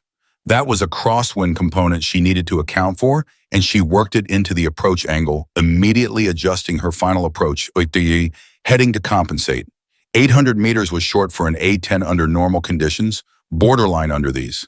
She'd need to be on speed and on slope and on centerline from the moment she crossed the threshold, no room for a second attempt. One shot, she was fine with one shot. She set up the approach from the south, keeping the crosswind on her left side where she was stronger, and she ran through the landing checklist in the way she ran through everything systematically, completely, without rushing the items that needed time, and without lingering on the ones that didn't. Gear down, flaps, speed. The chem lights came up beneath her twin rows of green in the dark. The crosswind hit her on final exactly as she'd expected. Not worse than predicted, not better, just exactly the number that the recovery team had given her, which she appreciated because there was nothing like being told 25 knots and feeling 40 knots to remind you that the universe was not on your side. Tonight, the number was honest. She crossed the threshold at the right speed. She put the aircraft on the surface. The main gear hit and the nose came down, and she was on the brakes, and the reversers, and the 800 meters were going past her at a rate that was fast but was manageable. And at 500 meters, she knew she had it, and at 200 meters, she was almost stopped, and at 50 meters, she was stopped. She sat in the cockpit for a moment and listened to the engines wind down. Outside, she could hear the wind. She popped the canopy. The cold hit her immediately, the real cold of the Nevada high desert in October at this hour, the kind that found the gaps in your flight suit and reminded you that the planet was indifferent to whatever you had just accomplished. The recovery team's vehicle was already pulling up alongside. A crew chief she didn't recognize was running toward her with a ladder and a look on his face that she would think about for a long time afterward. Not relief exactly, but something that had the same components rearranged in an unfamiliar order. Major Vance, he said, putting the ladder against the aircraft, are you injured? Negative. She climbed down. Her legs felt the way legs feel after 2 hours of sustained tension, slightly unreliable, which she addressed by standing very still for 2 seconds and then deciding her legs were fine. Aircraft status. We'll do a full inspection, ma'am, but she looks clean from here. She looked at the aircraft. The Warthog sat on the dry lake bed with its characteristic ugly, beautiful solidity. The airframe that had been built to take punishment and deliver it, the A-8, poking out of the nose like it always did, the thing that made it what it was. She put one hand briefly on the fuselage. Then she took it away. Her radio crackled. Guard frequency still live. Storm 01. Nolan's voice. He was in the vehicle. She could hear road noise in the background. Danny's awake. He wanted me to tell you something. She held the radio. Go ahead. Static. Then a voice thin and exhausted and unmistakable. My son's middle name is going to be Storm. A pause. Breathing. That's not a joke. Tell her that's not a joke. She heard Nolan in the background. He's not joking. She stood on the dry lake bed in the wind and the dark, and she held the radio. And she did not respond for 3 seconds because 3 seconds was what she needed. Tell him, she said finally, that's the best news I've had tonight. She heard something in the background that might have been Webb laughing, which she would not have predicted, and which meant she thought that Danny was actually okay, because Webb did not laugh in the presence of patients who were not actually okay. Storm 01, Nolan said, we're 20 minutes from Nellis Medical Facility. Command has cleared a trauma team. Copy that. And Layla, he used her name, first time all night. Thank you. The wind pushed at her. The recovery crew was moving around the aircraft with flashlights beginning their inspection. Somewhere to the north, Bravo Command. Actual was managing a situation that was going to generate a significant amount of paperwork. Somewhere in a base operations center, Captain Hollins was still writing down everything that had happened in the order it had happened, which was going to matter. And somewhere much closer to the surface of this specific night than any of that, a woman stood on a lake bed in Nevada with the wind in her face and a radio in her hand, and she thought about a decision she had made at a coffee station in an operations center, and then she thought about the decision she had made in the cockpit, and then she thought about all the decisions between those two that had added up to 12 men alive, and one of them naming his son after her call sign. Get some rest, Chief, she said. She turned off the radio. The crew chief was standing nearby, patient waiting. Ma'am, he said, we have a vehicle to take you back to base. In a minute. She looked at the sky. The storm was still there, still moving, still doing what it did. But to the east, at the very edge of what was visible, there was the faintest suggestion of something lighter. Not dawn. Dawn was hours away, but the edge of the storm system itself, the place where it ended and the clear air beyond it began. She looked at it for a while. Then the crew chief spoke again quietly. Ma'am, there are a lot of people back at Nellis waiting to talk to you. I know. Colonel Marsh is... I know what Colonel Marsh is doing. She turned from the sky. Let's go. She walked to the vehicle. She got in. The driver pulled out and drove northeast across the dry lake bed toward the road, the headlights cutting through the dark, the storm pushing at the sides of the vehicle with the particular persistence of something that hadn't finished yet. She was not afraid of what was waiting at Nellis. She had been afraid of things before, genuinely, honestly afraid in the way that fear is useful and real and not something to argue with. She had been afraid when she entered the canyon. She had been afraid on the final approach to the lake bed. Fear was a tool she understood and worked with. What was waiting at Nellis was not something to be afraid of. It was a reckoning, and reckonings were different. They required a different posture. Not courage exactly, something quieter. The willingness to stand in front of what you chose and say, yes, I chose this. I would choose it again. She looked at her hands in her lap, still in her flight gloves. Steady. She was still steady. At Nellis Medical, 20 minutes later, a trauma team was working on Danny Reyes, who was going to live, who was in the assessment of the lead trauma surgeon, going to be absolutely fine. The blood loss significant, but the damage manageable, the tourniquet and IV work in the field buying exactly the time that had needed to be bought.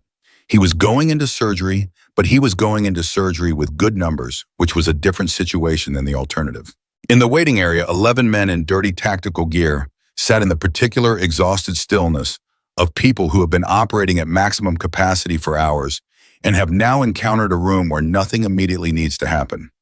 Andres Reyes was among them, not leaving, not going back to his vehicles, simply present in the way family is present when there's nothing to do but be there. Eddie Galvez sat with his elbows on his knees and looked at the floor and thought about things he would not say out loud until he was somewhere private. Keller had fallen asleep in his chair, which was not surprising because Keller could fall asleep in a firefight if the firefight went on long enough. Carver was eating a vending machine sandwich with the focused attention of a man who has not eaten in 6 hours. And Nolan Briggs stood at the window at the end of the corridor looking out at the base, his radio in his hand, even though there was nothing to listen to because old habits are old habits, and he was thinking about a voice that had come through on the guard frequency at 2231, and what it had cost to get there and what it was going to cost the person who produced it. He was thinking about what he had said he would do. He was going to do it. Whatever happened next with Marsh and the inquiry and the papers that were already being filed somewhere in this building, whatever happened in the official version of this night, he was going to make sure someone heard the real version. All of it. Not a summary, not a report, all of it. He held the radio and he looked out the window at the base under the storm, and he made that decision the way he made all his decisions, quietly, completely, and without the intention of revisiting it. 2347, Nellis Air Force Base. The vehicle carrying Layla pulled through the main gate at Nellis 11 minutes after leaving the lake bed, and the first thing she noticed was that the base had a different quality than it had when she left. Not louder, not more active, but different in the way places get different when something has happened in them that everyone knows about and nobody is talking about yet. The driver said nothing the entire ride. She appreciated that. She used the 11 minutes to do what she always did after a mission, run the flight backward in her head, start to finish looking for the decisions she had made and evaluating them, not with the outcome in mind, but with what she had known at the moment of each one. This was how she stayed honest with herself. You could not evaluate decisions by their results because results were partly luck, and luck was not a skill. You evaluated them by the information available and the reasoning applied and whether the reasoning held up when you stripped the outcome away. The canyon entry, the eastern ridgeline engagement, the western overhang, the eastern floor, the close one, the one that had required her to work within margins that made the manual unhappy, the show of force, the orbit, the lakebed approach. She went through all of it, every decision held. She would make them all the same way again. That was what she needed to know. Everything else was going to be whatever it was going to be. The vehicle stopped in front of the base operations building. Two figures were waiting outside the entrance. She recognized one of them immediately because she had been in enough rooms with him to know his silhouette. Bravo Command Actual turned out to be Brigadier General Thomas Carrick, who was the Deputy Commander of the Air Force Special Operations Command Liaison Element at Nellis, and who had apparently driven to the base from his off-base residence at some point in the last hour because someone had called him and told him what was happening. The second figure was Captain Hollins. He was standing slightly behind Carrick with a tablet under his arm and the expression of a man who has been awake for a very long time and has done everything he could do and is now waiting to see how the next part goes. Layla got out of the vehicle. She walked to them. She stopped and stood straight and looked at Carrick, who was looking at her with an expression she could not immediately categorize.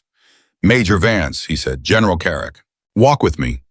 They went inside Hollins, following at a respectful distance, and Carrick led her not to a conference room or a formal office, but to the small break room at the end of the operations corridor, which was empty except for a coffee machine and a table with 4 chairs and the particular institutional fluorescent light that made everyone look like they hadn't slept in a week, which in this case was accurate.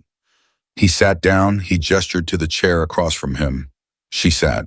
He was quiet for a moment, his hands folded on the table.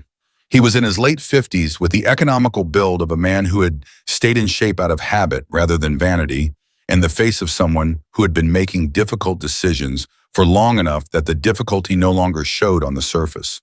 What showed instead was a kind of settled attention, a way of being fully present in a room that she associated with people who had learned that presence was the first requirement of command. "I spoke to Nolan Briggs 20 minutes ago," he said. "He gave me a full account of the night. Detailed. He was very specific about the sequence of events and about what each person did and when." "Yes, sir." "He was also specific about what did not happen. The extraction request, the response from this command, the timeline." He paused. "Captain Hollins's log corroborates all of it." She looked at Hollins briefly. He met her eyes. He looked exhausted and composed and entirely certain that he had done the right thing, which was its own kind of answer to everything. "Colonel Marsh has filed his complaint." Carrick continued. That is his right, and I will not interfere with the administrative process. He stopped. Then, but I want to ask you something, and I need you to answer me honestly. Yes, sir. At any point tonight, did you believe that Bravo 7 could have been saved by any means other than what you did? She thought about it. She genuinely thought about it because the question deserved an honest answer and not a reflexive one. No, sir, she said. No other aircraft was in range or willing to launch. Ground access was not available without Ranger 5, who self-deployed on his own initiative. The weather window was closing. If I had waited for authorization, the window would have closed before any alternative could be organized. She paused, and Danny Reyes would have died before the window reopened. Carrick nodded slowly. He looked at the table. Marsh would tell you that's speculation, he said. Marsh wasn't in that canyon, sir. A silence. Then Carrick said something that she had not expected. No, he wasn't. He stood up. She stood up. He looked at her for a moment with that same settled attention. The inquiry will proceed through normal channels, he said. I want you to cooperate fully. I want every decision documented in your own words, all of it. A pause. I also want you to know that I intend to be at that inquiry, personally. She understood what that meant. She did not say so because some things were better acknowledged without words. Yes, sir, she said. He started to leave. Then he stopped.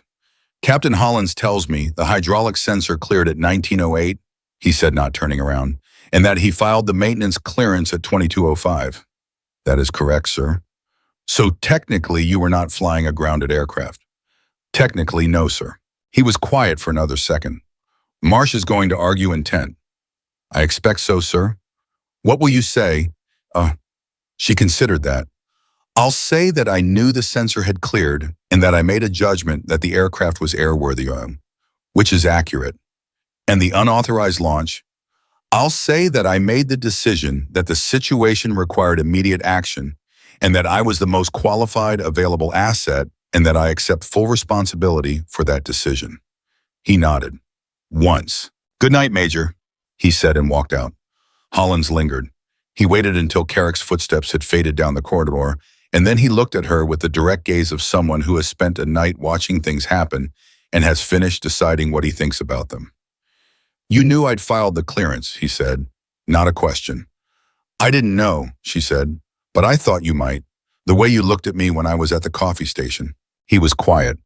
I looked at the sensor log at 2202 after the guard frequency came in.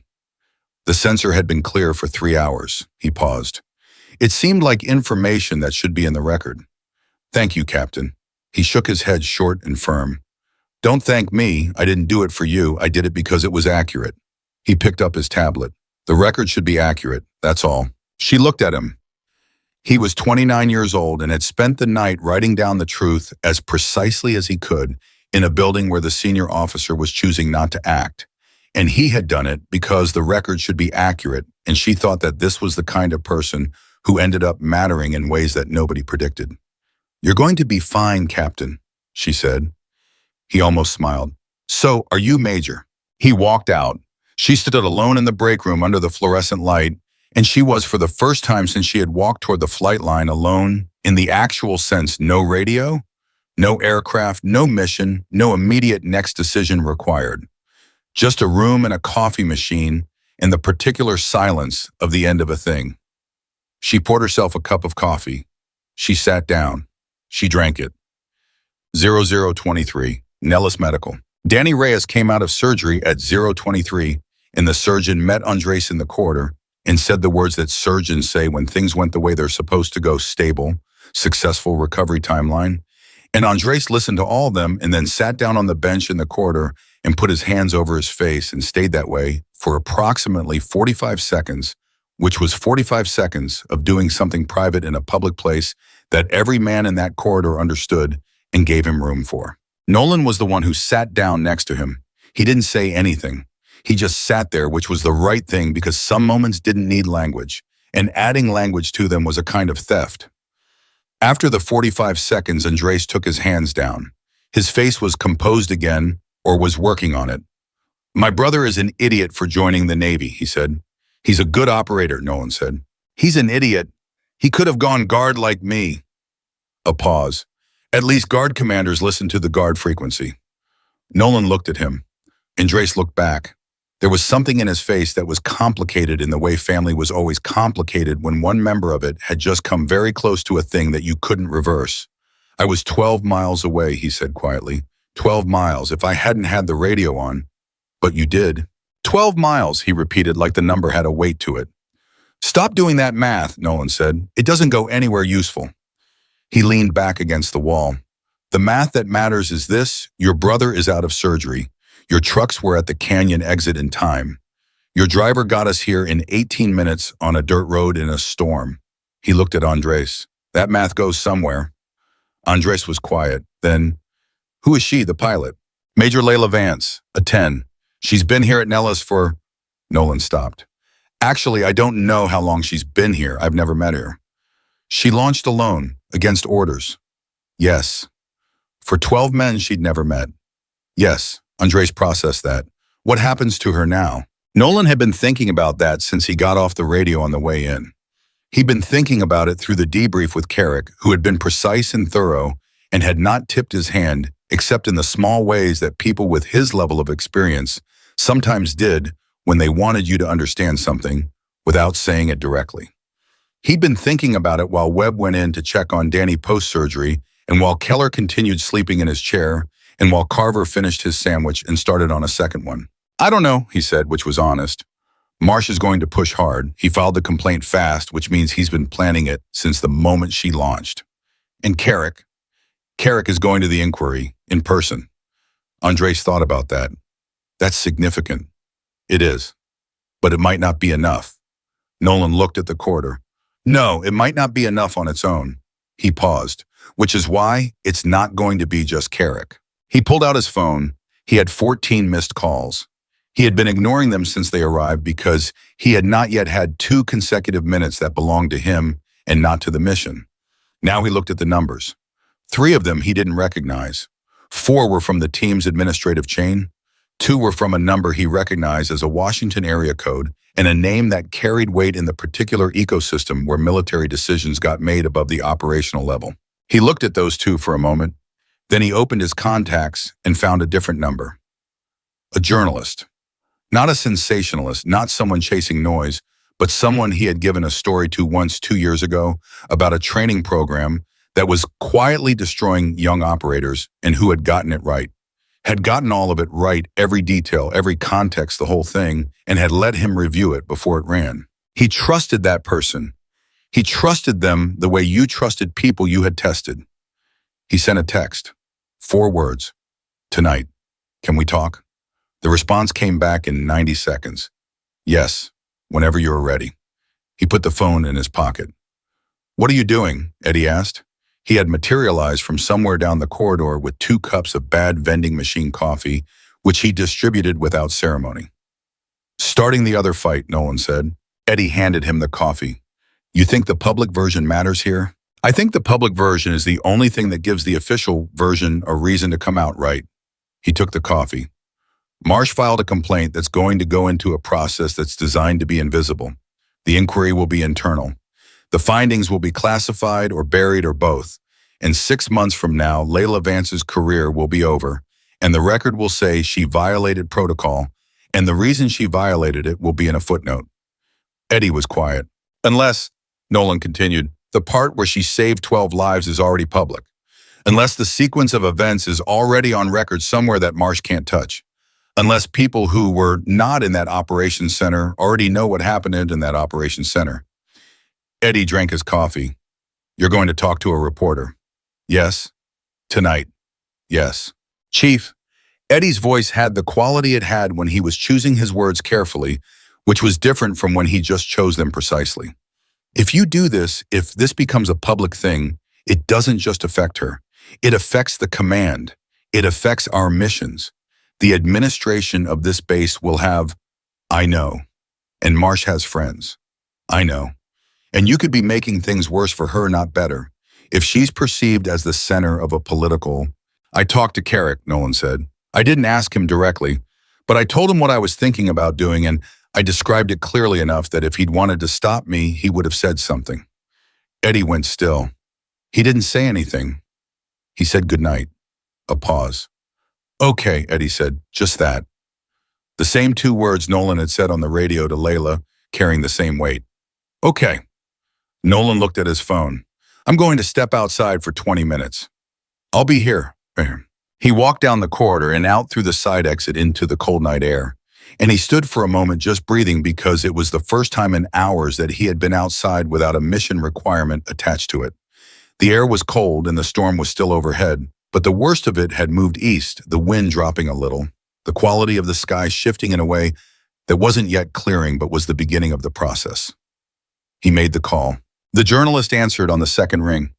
Nolan, she said. Her name was Sarah Michaels, and she was 42 and had spent 15 years covering military affairs, and she had the specific alert quality in her voice, even at midnight, of someone who had trained themselves to be ready at any hour, because the hours that mattered didn't arrive on schedule.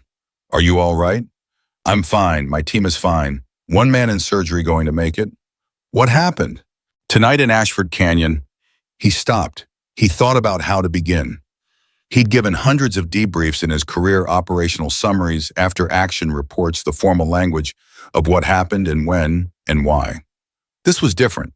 This was the version where the formal language wasn't enough. There's a pilot, he said. I need you to understand who she is before I tell you what she did. Sarah was quiet. She was listening. Her name is Layla Vance, he said, and she's about to get court-martialed for saving my team's lives. And I need you to know everything. From the beginning. He started talking. 01:15, Layla's quarters. She had been given 90 minutes before the preliminary inquiry briefing, which was being convened at 02:45, because the Air Force did not stop having bureaucratic processes just because it was the middle of the night, and someone had decided that the fastest way to control the narrative of this evening was to get the formal process started before the informal version had time to move. She was in her quarters. She had showered. She had changed into fresh utilities. She had eaten half a protein bar and drunk a full bottle of water and done the basic maintenance of a person who understood that physical function was a prerequisite for everything else. She was sitting at her desk with the photograph on the wall in front of her. The Army Rangers, the canyon, somewhere behind them, the note at the bottom. She had looked at it a lot over the 3 years it had been there. She had looked at it when she was tired and when she was frustrated, and when the institutional weight of a career in the military pressed down in the particular way that made you wonder whether it was worth it. She had looked at it and thought, yes, that's why. That right there. She was looking at it now. There was a knock at her door. She opened it. Standing in the corridor was a woman she had met once briefly at a flight symposium in San Antonio. Lieutenant Colonel Dana Reese, an A-10 pilot, who had left the cockpit 5 years ago for a legal affairs position, which made her the Judge Advocate General's office and specifically the officer assigned to advise pilots in disciplinary proceedings. She was holding 2 cups of coffee and had the expression of someone who had driven to this building at 1 a.m. because something had told her to. Major Vance, she said, I've been assigned as your JAG advisor for the preliminary inquiry. Can I come in? Layla stepped back. Yes. Reese came in. She set one of the coffee cups on the desk and kept the other. She looked at the photograph. She read the note. She turned and looked at Layla with the specific assessment of someone who processes people professionally and does it quickly. I've read Hollins's log, she said. I've spoken to Carrick. I've reviewed the maintenance records. A pause. I also pulled your flight record. Full 9 years. And I'm going to be completely honest with you about what tonight looks like on paper, because that's more useful to you than the version where I tell you it's all going to be fine. She sat down in the only other chair in the room. On paper, you launched an aircraft without authorization against a direct order from a superior officer. That is the core of what Marsh is filing. The unauthorized launch is the charge that has teeth. I know. The hydraulic sensor clearance filed by Hollins removes the grounded aircraft charge. That's significant. It narrows what they can pursue. She held her coffee. But the unauthorized launch is real. The conversation is in the log. Marsh told you to stand down. You launched. Yes. And 12 men are alive because of it. Reese said it flatly as a fact, not as a defense. The problem is that the military justice system is not designed to weigh outcomes against orders. It is designed to evaluate whether the order was lawfully given and whether you complied. And that evaluation does not go your way. Layla looked at her. Then what are you telling me? I'm telling you what the paper version looks like. Because the paper version is not the only version, and the other version is moving fast. Reese paused. I got a call 30 minutes ago from a contact in the JAG network. Someone leaked Hollins's log, not all of its specific sections. The sequence of events at the operations center, the guard frequency transmission, the timeline of Marsh's decision not to act. Layla went still. Who leaked it? I don't know, but it's moving. Reese met her eyes. By morning, the outline of tonight will be in at least 2 newsrooms. By midday, it will be in more. She paused. How do you feel about that? Layla thought about it honestly. It depends on whether it's accurate. From what I've seen of the log, it is. Then she stopped. She thought about Nolan Briggs standing at a window in the medical corridor with a radio in his hand making a decision. She thought about what he had said on the guard frequency before she landed. She thought about 12 men who had done the math and kept working anyway. Then it should be out there, she said. Reese nodded slowly. Marsh is going to argue that the public disclosure compromises the proceedings. Marsh is going to argue whatever Marsh argues. That's separate from whether the information is accurate. Agreed. Reese set down her coffee. Here's what I need from you before the inquiry at 0245. I need a complete written account of every decision you made from the moment you left the standby lounge to the moment you got into the recovery vehicle at the lake bed. Every decision, the reasoning, what you knew, what you didn't know. The exact order. She paused. Not a summary, the actual version. Layla looked at her desk. She looked at the photograph. I'll need a pad of paper, she said. Reese pulled one from somewhere in her jacket. She was, Layla thought, an exceptionally prepared person. Start from the coffee station, Reese said. Layla picked up the pen.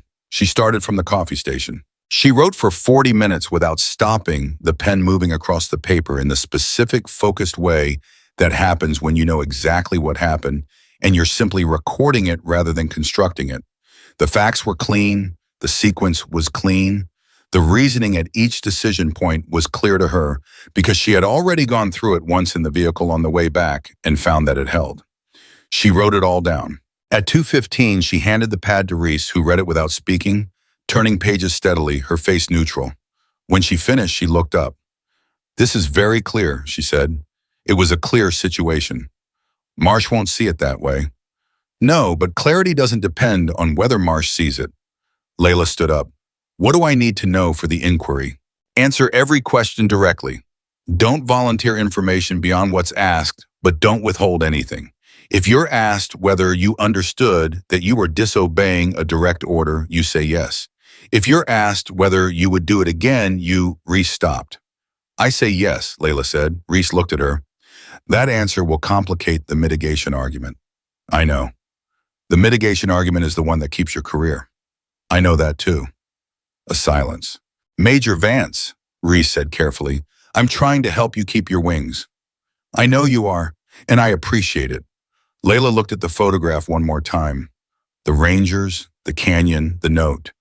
But if the answer to whether I do it again is yes, then that's the answer. I'm not going to give a different answer to protect my career. That's not the kind of pilot I am. Reese was quiet for a long moment. Then very slightly, she smiled.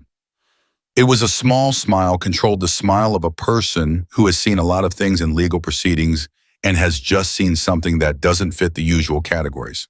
All right, she said. She stood. Then we go in with the truth and we see what the truth does. That's all we've got anyway, Layla said. In my experience, Reese said, picking up her pad, it's more than you'd think. They walked out of the room together into the corridor toward the building where the preliminary inquiry was about to begin, and the night was still going, the storm still moving east, the clock on the wall, at the end of the corridor reading 2:23, and somewhere in a hospital room, a man named Daniel Reyes was sleeping off surgery, and somewhere in a waiting area, his brother was still there. And somewhere outside this building, a reporter named Sarah Michaels was writing the first draft of a story about a woman who had launched into a storm, and somewhere in an administrative office, Colonel Raymond Marsh was reviewing his complaint and making sure every line was tight. And Layla Vance walked toward the inquiry room with her written account in Reese's hands, and the answer to the hardest question already decided and nothing left to do but say it out loud. Her hands were steady. They were still steady. 0245. Conference Room B, Nellis Air Force Base. The preliminary inquiry room was not dramatic. It was a room like most rooms in most military buildings, rectangular, fluorescent, a table that had seen better decades, chairs that were functional without being comfortable. 3 officers sat on one side of the table. Layla sat on the other with Reese beside her. Colonel Marsh sat at the far end, not presiding. He was the complainant, not the adjudicator, but present, which was his right, and which he exercised with the careful stillness of a man who had decided that stillness was his strongest posture. The presiding officer was Colonel Sandra Worth, whom Layla knew by reputation and not by personal acquaintance. Worth was 53, a former F-16 pilot, and had the specific quality of a person who had spent many years in rooms where people were trying to make things complicated and had developed a finely calibrated intolerance for unnecessary complication. She had read Hollins's log. She had read the maintenance records. She had Layla's written account in front of her in a manila folder that she had not yet opened. She opened it now. She read for 4 minutes without speaking. The room was quiet in the way rooms are quiet when everyone is waiting and nobody wants to be the first to break it. Marsh was still. The 2 other adjudicating officers, a lieutenant colonel from legal affairs and a major from the operations command, were watching Worth read. Reese had her hands folded on the table. She had told Layla on the walk over, "Let me do the procedural work. When they ask you, directly answer directly. Don't fill silences that aren't yours to fill." Layla did not fill them. Worth finished reading. She closed the folder. She looked at Layla. "Major Vance," she said, "I'm going to ask you a series of questions and I need complete answers. Not summaries, complete answers." "Yes, ma'am." "At 22:19 you started your engines. At that point, had you received authorization to launch?" "No, ma'am." "Had you received authorization to conduct a pre-flight?" "No, ma'am. I conducted the pre-flight on my own determination." "And Colonel Marsh explicitly ordered you to stand down prior to your launch?" "Yes, ma'am." "And you launched anyway?" "Yes, ma'am." Worth made a note. "Why was?" Layla had answered this question in her written account. She answered it the same way now, not because she had rehearsed it, but because the answer was the same regardless of how many times it was asked. Because Bravo 7 had 1 urgent surgical casualty who would die without intervention in under 15 minutes.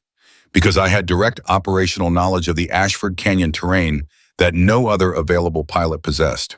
Because the weather window was closing at a rate that made any delay equivalent to no response at all. And because I had determined that my aircraft was airworthy based on the sensor clearance at 1908, she paused. I made a judgment that the situation required immediate action and that I was the most capable available asset to provide it. I accept full responsibility for that judgment. Worth wrote again. Marsh shifted slightly in his chair. It was the first movement he'd made. "Colonel Marsh," Worth said without looking up, "you'll have your opportunity to address the record in approximately 10 minutes. Marsh went still again. "Major Vance," Worth continued, "you stated that you determined your aircraft was airworthy based on the sensor clearance at 1908. Were you aware at the time of launch that Captain Hollins had filed the formal maintenance clearance?" Layla thought carefully. "I was not certain of it, but I believed it was possible based on a statement Captain Hollins made to me earlier in the evening." "What statement?" "He told me that the maintenance log showed the sensor had cleared at 1908. I interpreted that as him having reviewed the log carefully, which suggested he understood the significance of the timeline." Worth looked at her for a moment. "You inferred that he might file the clearance." "I thought it was possible that a thorough officer who understood what was happening would ensure the record was accurate." "Yes, ma'am." A silence. The legal affairs lieutenant colonel, whose name was Bowman, said, "You're describing a decision chain that involved multiple people acting on their own initiative simultaneously. The captain filing the clearance, the guard convoy self-deploying, you launching. None of these were coordinated." "No, sir, they weren't coordinated. They were independent decisions by people who looked at the same situation and reached the same conclusion, which was that doing nothing was not acceptable." Bowman wrote something. His expression was neutral in the way that experienced legal officers' expressions were always neutral, which told her nothing about what he actually thought and everything about how long he'd been doing the job. Marsh spoke for the first time. His voice was controlled and carried the specific weight of someone who had been waiting to use it. "Colonel Worth," he said, "I want the record to reflect that what Major Vance is describing is a systematic disregard for the command structure that underpins every operational decision made by this installation. The outcome tonight, while fortunate, cannot and should not be used to retroactively justify a launch that violated direct orders, endangered Air Force assets, and undermined the authority of a senior officer. He paused. If we allow outcome to determine the validity of decisions, we have no command structure. We have 12 people all deciding individually what constitutes an acceptable risk. That is not an Air Force.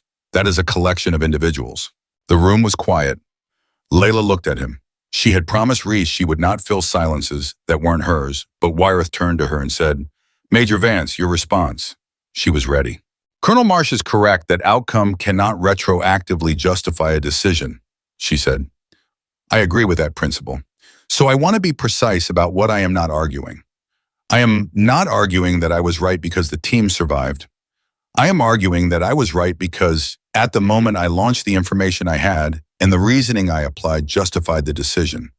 The outcome is evidence that the reasoning was sound. It is not the justification itself." She kept her voice level. "What I would also put in the record is this. The command structure Colonel Marsh is defending made a decision at 2147 to abandon 12 personnel in a compromised position. That decision was made by the command structure functioning exactly as designed, with a senior officer exercising his authority. The command structure worked correctly and produced an outcome that would have resulted in at least one death and possibly more." She stopped. "I did not violate the command structure because I disagreed with it. I acted outside it because the time required to work within it exceeded the time available to save a life. Those are different things. The silence after that was different from the previous silences. It had more in it." Marsh said that reasoning justifies any pilot making any unauthorized decision at any time she personally determines the situation warrants it. "No, sir. It justifies this decision in this situation with this information at this time. Generalizing it is a separate argument that I'm not making." Worth held up one hand, not dramatically, just practically the gesture of someone managing traffic. "We're going to take a 5-minute recess." She stood. Everyone stood. 0300.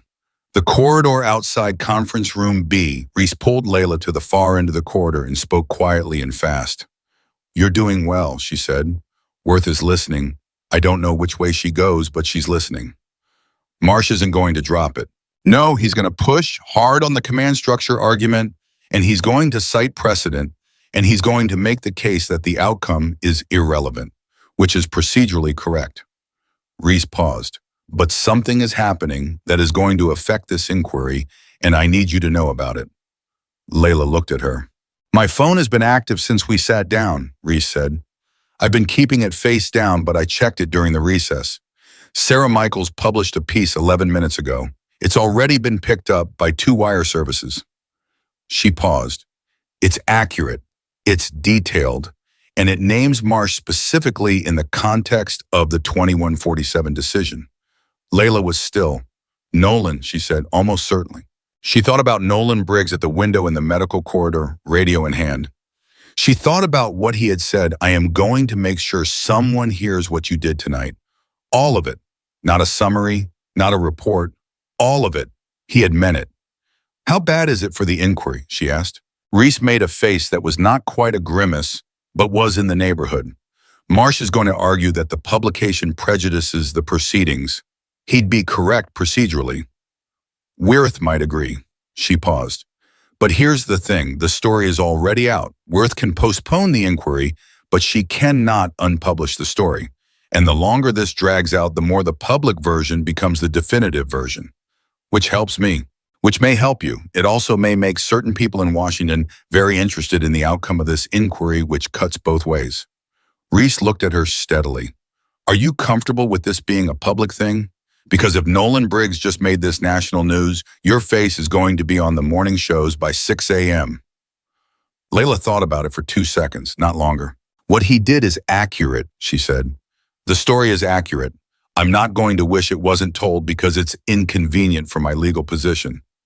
Reese nodded once decisive. "All right, then we go back in and we finish the inquiry and we see what Worth does." They walked back. 0302. The inquiry resumed. Worth reconvened the room with the same brisk efficiency she'd opened it with. She looked around the table. She looked at Marsh. Colonel Marsh, she said, I'm going to give you the floor. Marsh laid out his case methodically. He was good at it, organized, precise, without emotional excess, which was probably his most effective quality in a room like this. He cited regulations.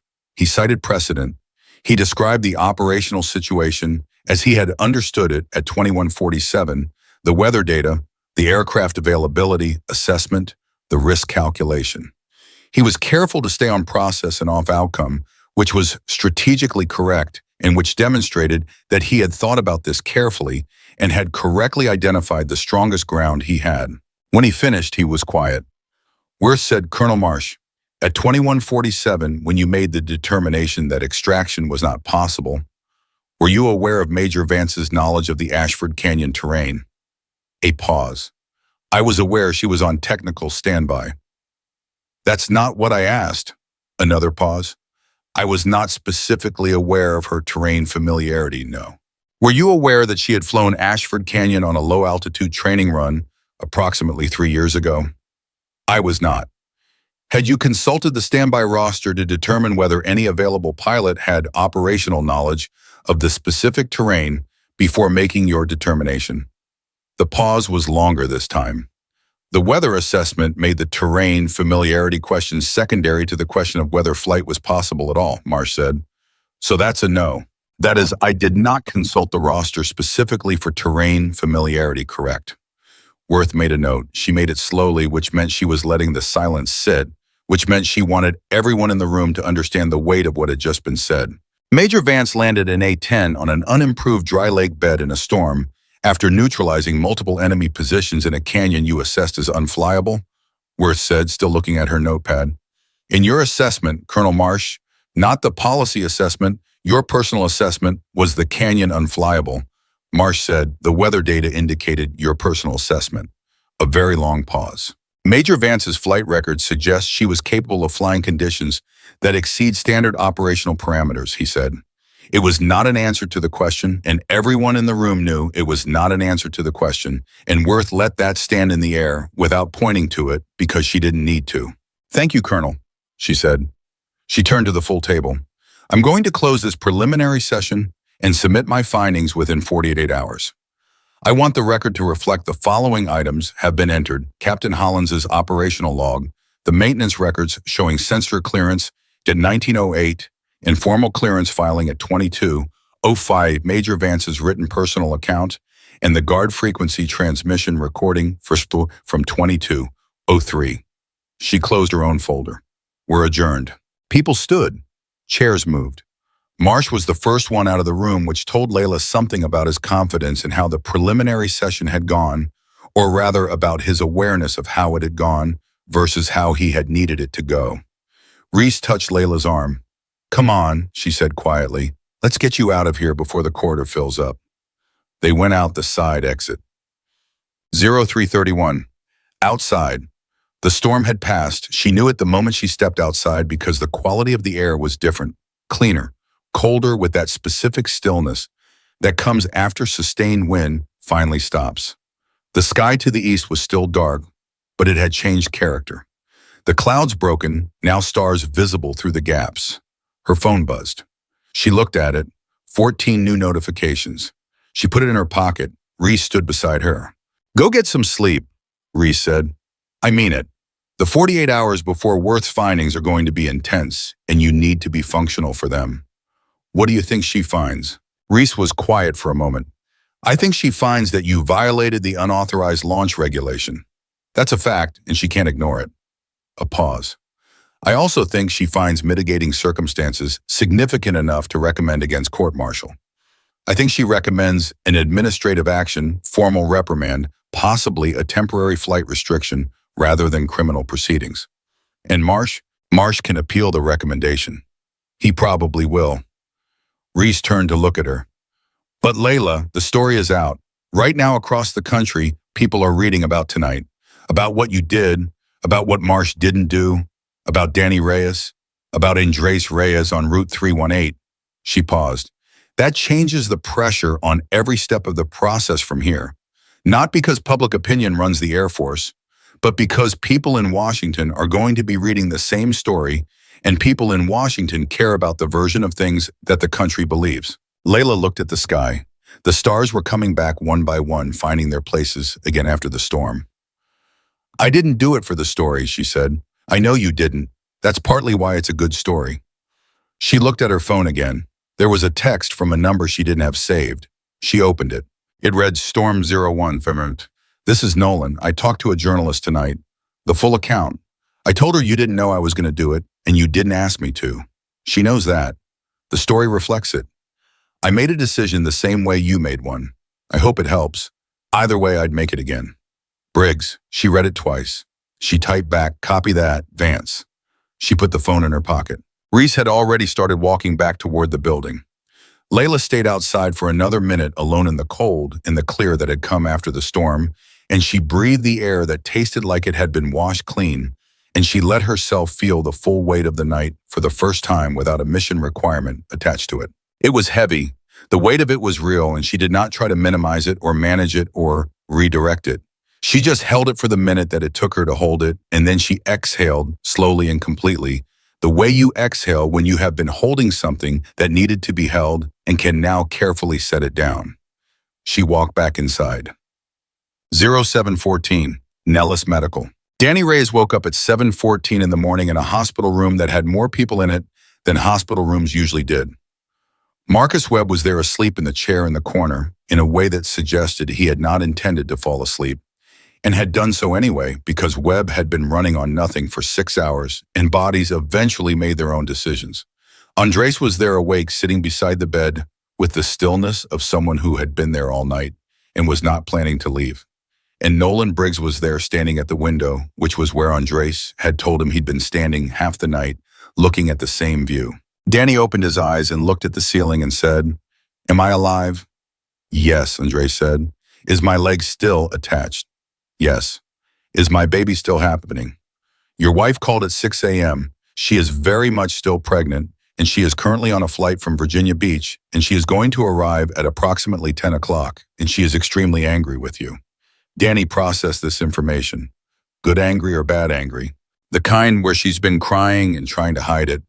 So somewhere in between. Danny closed his eyes again. Then he opened them. "Storm 01, say," he said. "You okay?" Nolan turned from the window. "She's in an inquiry. She's going to be fine." "You sure?" "No, but I'm working on it." He walked closer to the bed. He looked at Danny the way you look at someone you almost lost and are now recalibrating to having kept. "How do you feel?" "Like someone put a tourniquet on my leg in the dark in the desert while people were shooting at us." Webb's going to be very proud of that assessment. "Tell him when he wakes up." Danny looked at the ceiling again. "Chief, what do we do for her?" "We already started." "What else can we do?" Nolan looked at the window. He had been thinking about this since 3 a.m., since he finished the call with Sarah Michaels, and came back inside and sat in the waiting area and ran through everything that was in motion and everything that still could move. The story was published. Carrick was involved. Reese was good. Worth was careful and fair. The inquiry was in process. But Marsh was not going to stop. Marsh had too much invested in the version of tonight where he was correct and she was insubordinate. And Marsh had procedural tools available to him that could outlast public attention and outlast Carrick's involvement if the process dragged long enough. There was one thing that could change that calculation more than anything else. Not the story, not the inquiry, testimony. Not a log, not a report, not a written account. 12 men who were alive because of a decision standing in a room and saying so with their names and their ranks attached. "What else can we do?" Danny had asked. "We show up," Nolan said, "when the inquiry reconvenes, when Worth takes statements, when there's a room where the official version is being decided." He looked at Danny. "All of us, every man from Bravo 7 who can stand up gives a statement. On the record, under oath. What we saw, what command did, what she did, the exact sequence." Danny looked at him. "You think Worth takes that into account?" "I think Worth is a pilot and a 20-year officer, and she has already heard enough tonight to know what this is. I think 12 testimonies makes it impossible for any step above Worth to quietly bury the findings." He paused. And I think when Marsh's appeal lands on someone's desk in Washington, and it has 12 signed statements attached to it, the political calculus changes. Webb made a sound from the corner chair. He was not entirely asleep. "I'm in," he said without opening his eyes. Andre said, "I'll file a separate statement as the convoy commander," on the Nevada Guard letterhead. The room was quiet for a moment in the way rooms are quiet when something has been decided and everyone in them knows it. Danny said, "My wife's going to want to thank her." "Let's get you through surgery recovery before we plan any thanking," Nolan said. "She's going to do it whether we plan it or not. You don't know my wife." Danny paused. "She's very determined." "It runs in the family," Andre said in Darsa. 0947. The story had moved faster than anyone had predicted. By 6 a.m., the original piece had been picked up by the wire services. By 7, it was the lead item on 3 national news sites. By 8, 2 senators had made statements, one calling for a full investigation into the command decision at 2147, one calling for recognition of the personnel involved. By 9, Sarah Michaels had published a follow-up with additional detail from sources she didn't name, but who were clearly multiple and clearly had direct knowledge of the inquiry proceedings. Layla was in her quarters sleeping, which Reese had ordered her to do when her phone started ringing at 9:15 with a number she recognized as belonging to the office of the Secretary of the Air Force. She let it go to voicemail because she was asleep, and because Reese had said to sleep, and because she had made a decision somewhere around 4 a.m. that she was going to trust the process and the people in it and stop trying to manage things she couldn't control. She listened to the voicemail at 9:47. It was not the secretary. It was an aide requesting that she be available for a call at 11 a.m. The tone was not hostile. It was careful. She called Reese. "I know," Reese said before Layla could speak. "I got the same call as 15 minutes ago. This is above Marsh now, above Carrick. The office of the secretary is involved." A pause. "Layla, I don't want to tell you this is good news because I don't know what it is yet, but it is not the same situation it was at 2:45 this morning." "What changed?" 12 testimonies were filed with the inquiry at 0830. Bravo 7 every man, plus a statement from Captain Andres Reyes as convoy commander. Reese paused, and Worth moved her findings from 48 hours to this afternoon. "She's not waiting." Layla sat on the edge of her bed and looked at the photograph on the wall. "Nolan," she said. "He moved fast." She thought about a man who had been doing math all night and had kept choosing to keep working anyway. She thought about 12 men who had been left behind and who were right now lining up to make sure the person who came back for them was not buried in a process that moved too slowly for truth to win. She thought about Eddie Galvez saying in the background of a radio transmission, "She knows what she's doing." "What do I do between now and 11?" she asked. "Eat something," Reese said. "Drink water. Do not talk to any journalists. Do not make any statements. And trust that the right people have the right information." She hung up. She looked at the photograph. She ate half a sandwich from the small refrigerator in her quarters, which was not enough but was what was there, and she drank a full bottle of water, and she sat at her desk, and she did not try to run the scenarios forward, because the scenarios were out of her hands now, and she understood that. The decision she had made on the tarmac had started a chain of decisions made by other people. Hollins, Nolan Worth, Carrick, and Andres Reyes on Route 3, 1-8, 12 men in a waiting area, filing statements, and that chain was moving. The way chains moved, gathering momentum, going somewhere she could see the direction of, but not the end. She had done her part. The rest was going to be what it was going to be. At 11 a.m. she took the call. Time 11 o'clock. The call. It lasted 22 minutes. She was not going to describe the content of it to anyone who wasn't already in the process because Reese had told her not to, and Reese was right. What she could say and what she said to Reese immediately afterward was that the voice on the other end of the call had been precise and direct and had asked her the same questions Worth had asked in roughly the same order and had listened to the same answers without interruption. At the end of the 22 minutes, the voice had said, "Major Vance, I want you to know that a full review of the command decisions made at 2147 is being initiated separately from your inquiry. That review is not contingent on the outcome of your proceedings and will move on its own timeline." She had said, "Yes, sir. I also want you to know that the findings of your preliminary inquiry are being reviewed at this level before any further action is taken." "Yes, sir." A pause. You've read your written account to me accurately. You've answered every question I've asked the same way you answered them at 2:45 this morning. That consistency is noted. Another pause. Major Vance, I want to ask you the same question Colonel Worth did not ask you directly. Would you do it again? She did not hesitate. Yes, sir. The longest pause. That's what I thought, he said. We'll be in touch. The call ended. She sat with the phone in her hand for 30 seconds. Then she put it down and she breathed slowly and completely the same exhale she had done outside after the inquiry. And she thought, whatever comes next, I said the true thing every time I was asked. That was enough. That had to be enough. And somewhere underneath the uncertainty of what came next, she knew it actually was. 14:33. Worth's findings. The findings came at 14:33, delivered to Reese's tablet in a document that Reese read standing in Layla's quarters while Layla sat at the desk and watched her face. Reese read for 90 seconds. She was good at keeping her face neutral. She was not quite managing. What does it say? Layla asked. Reese looked up. She set the tablet on the desk. Worth finds that you violated the unauthorized launch regulation, she said. That's in the record. It's not going away. She paused.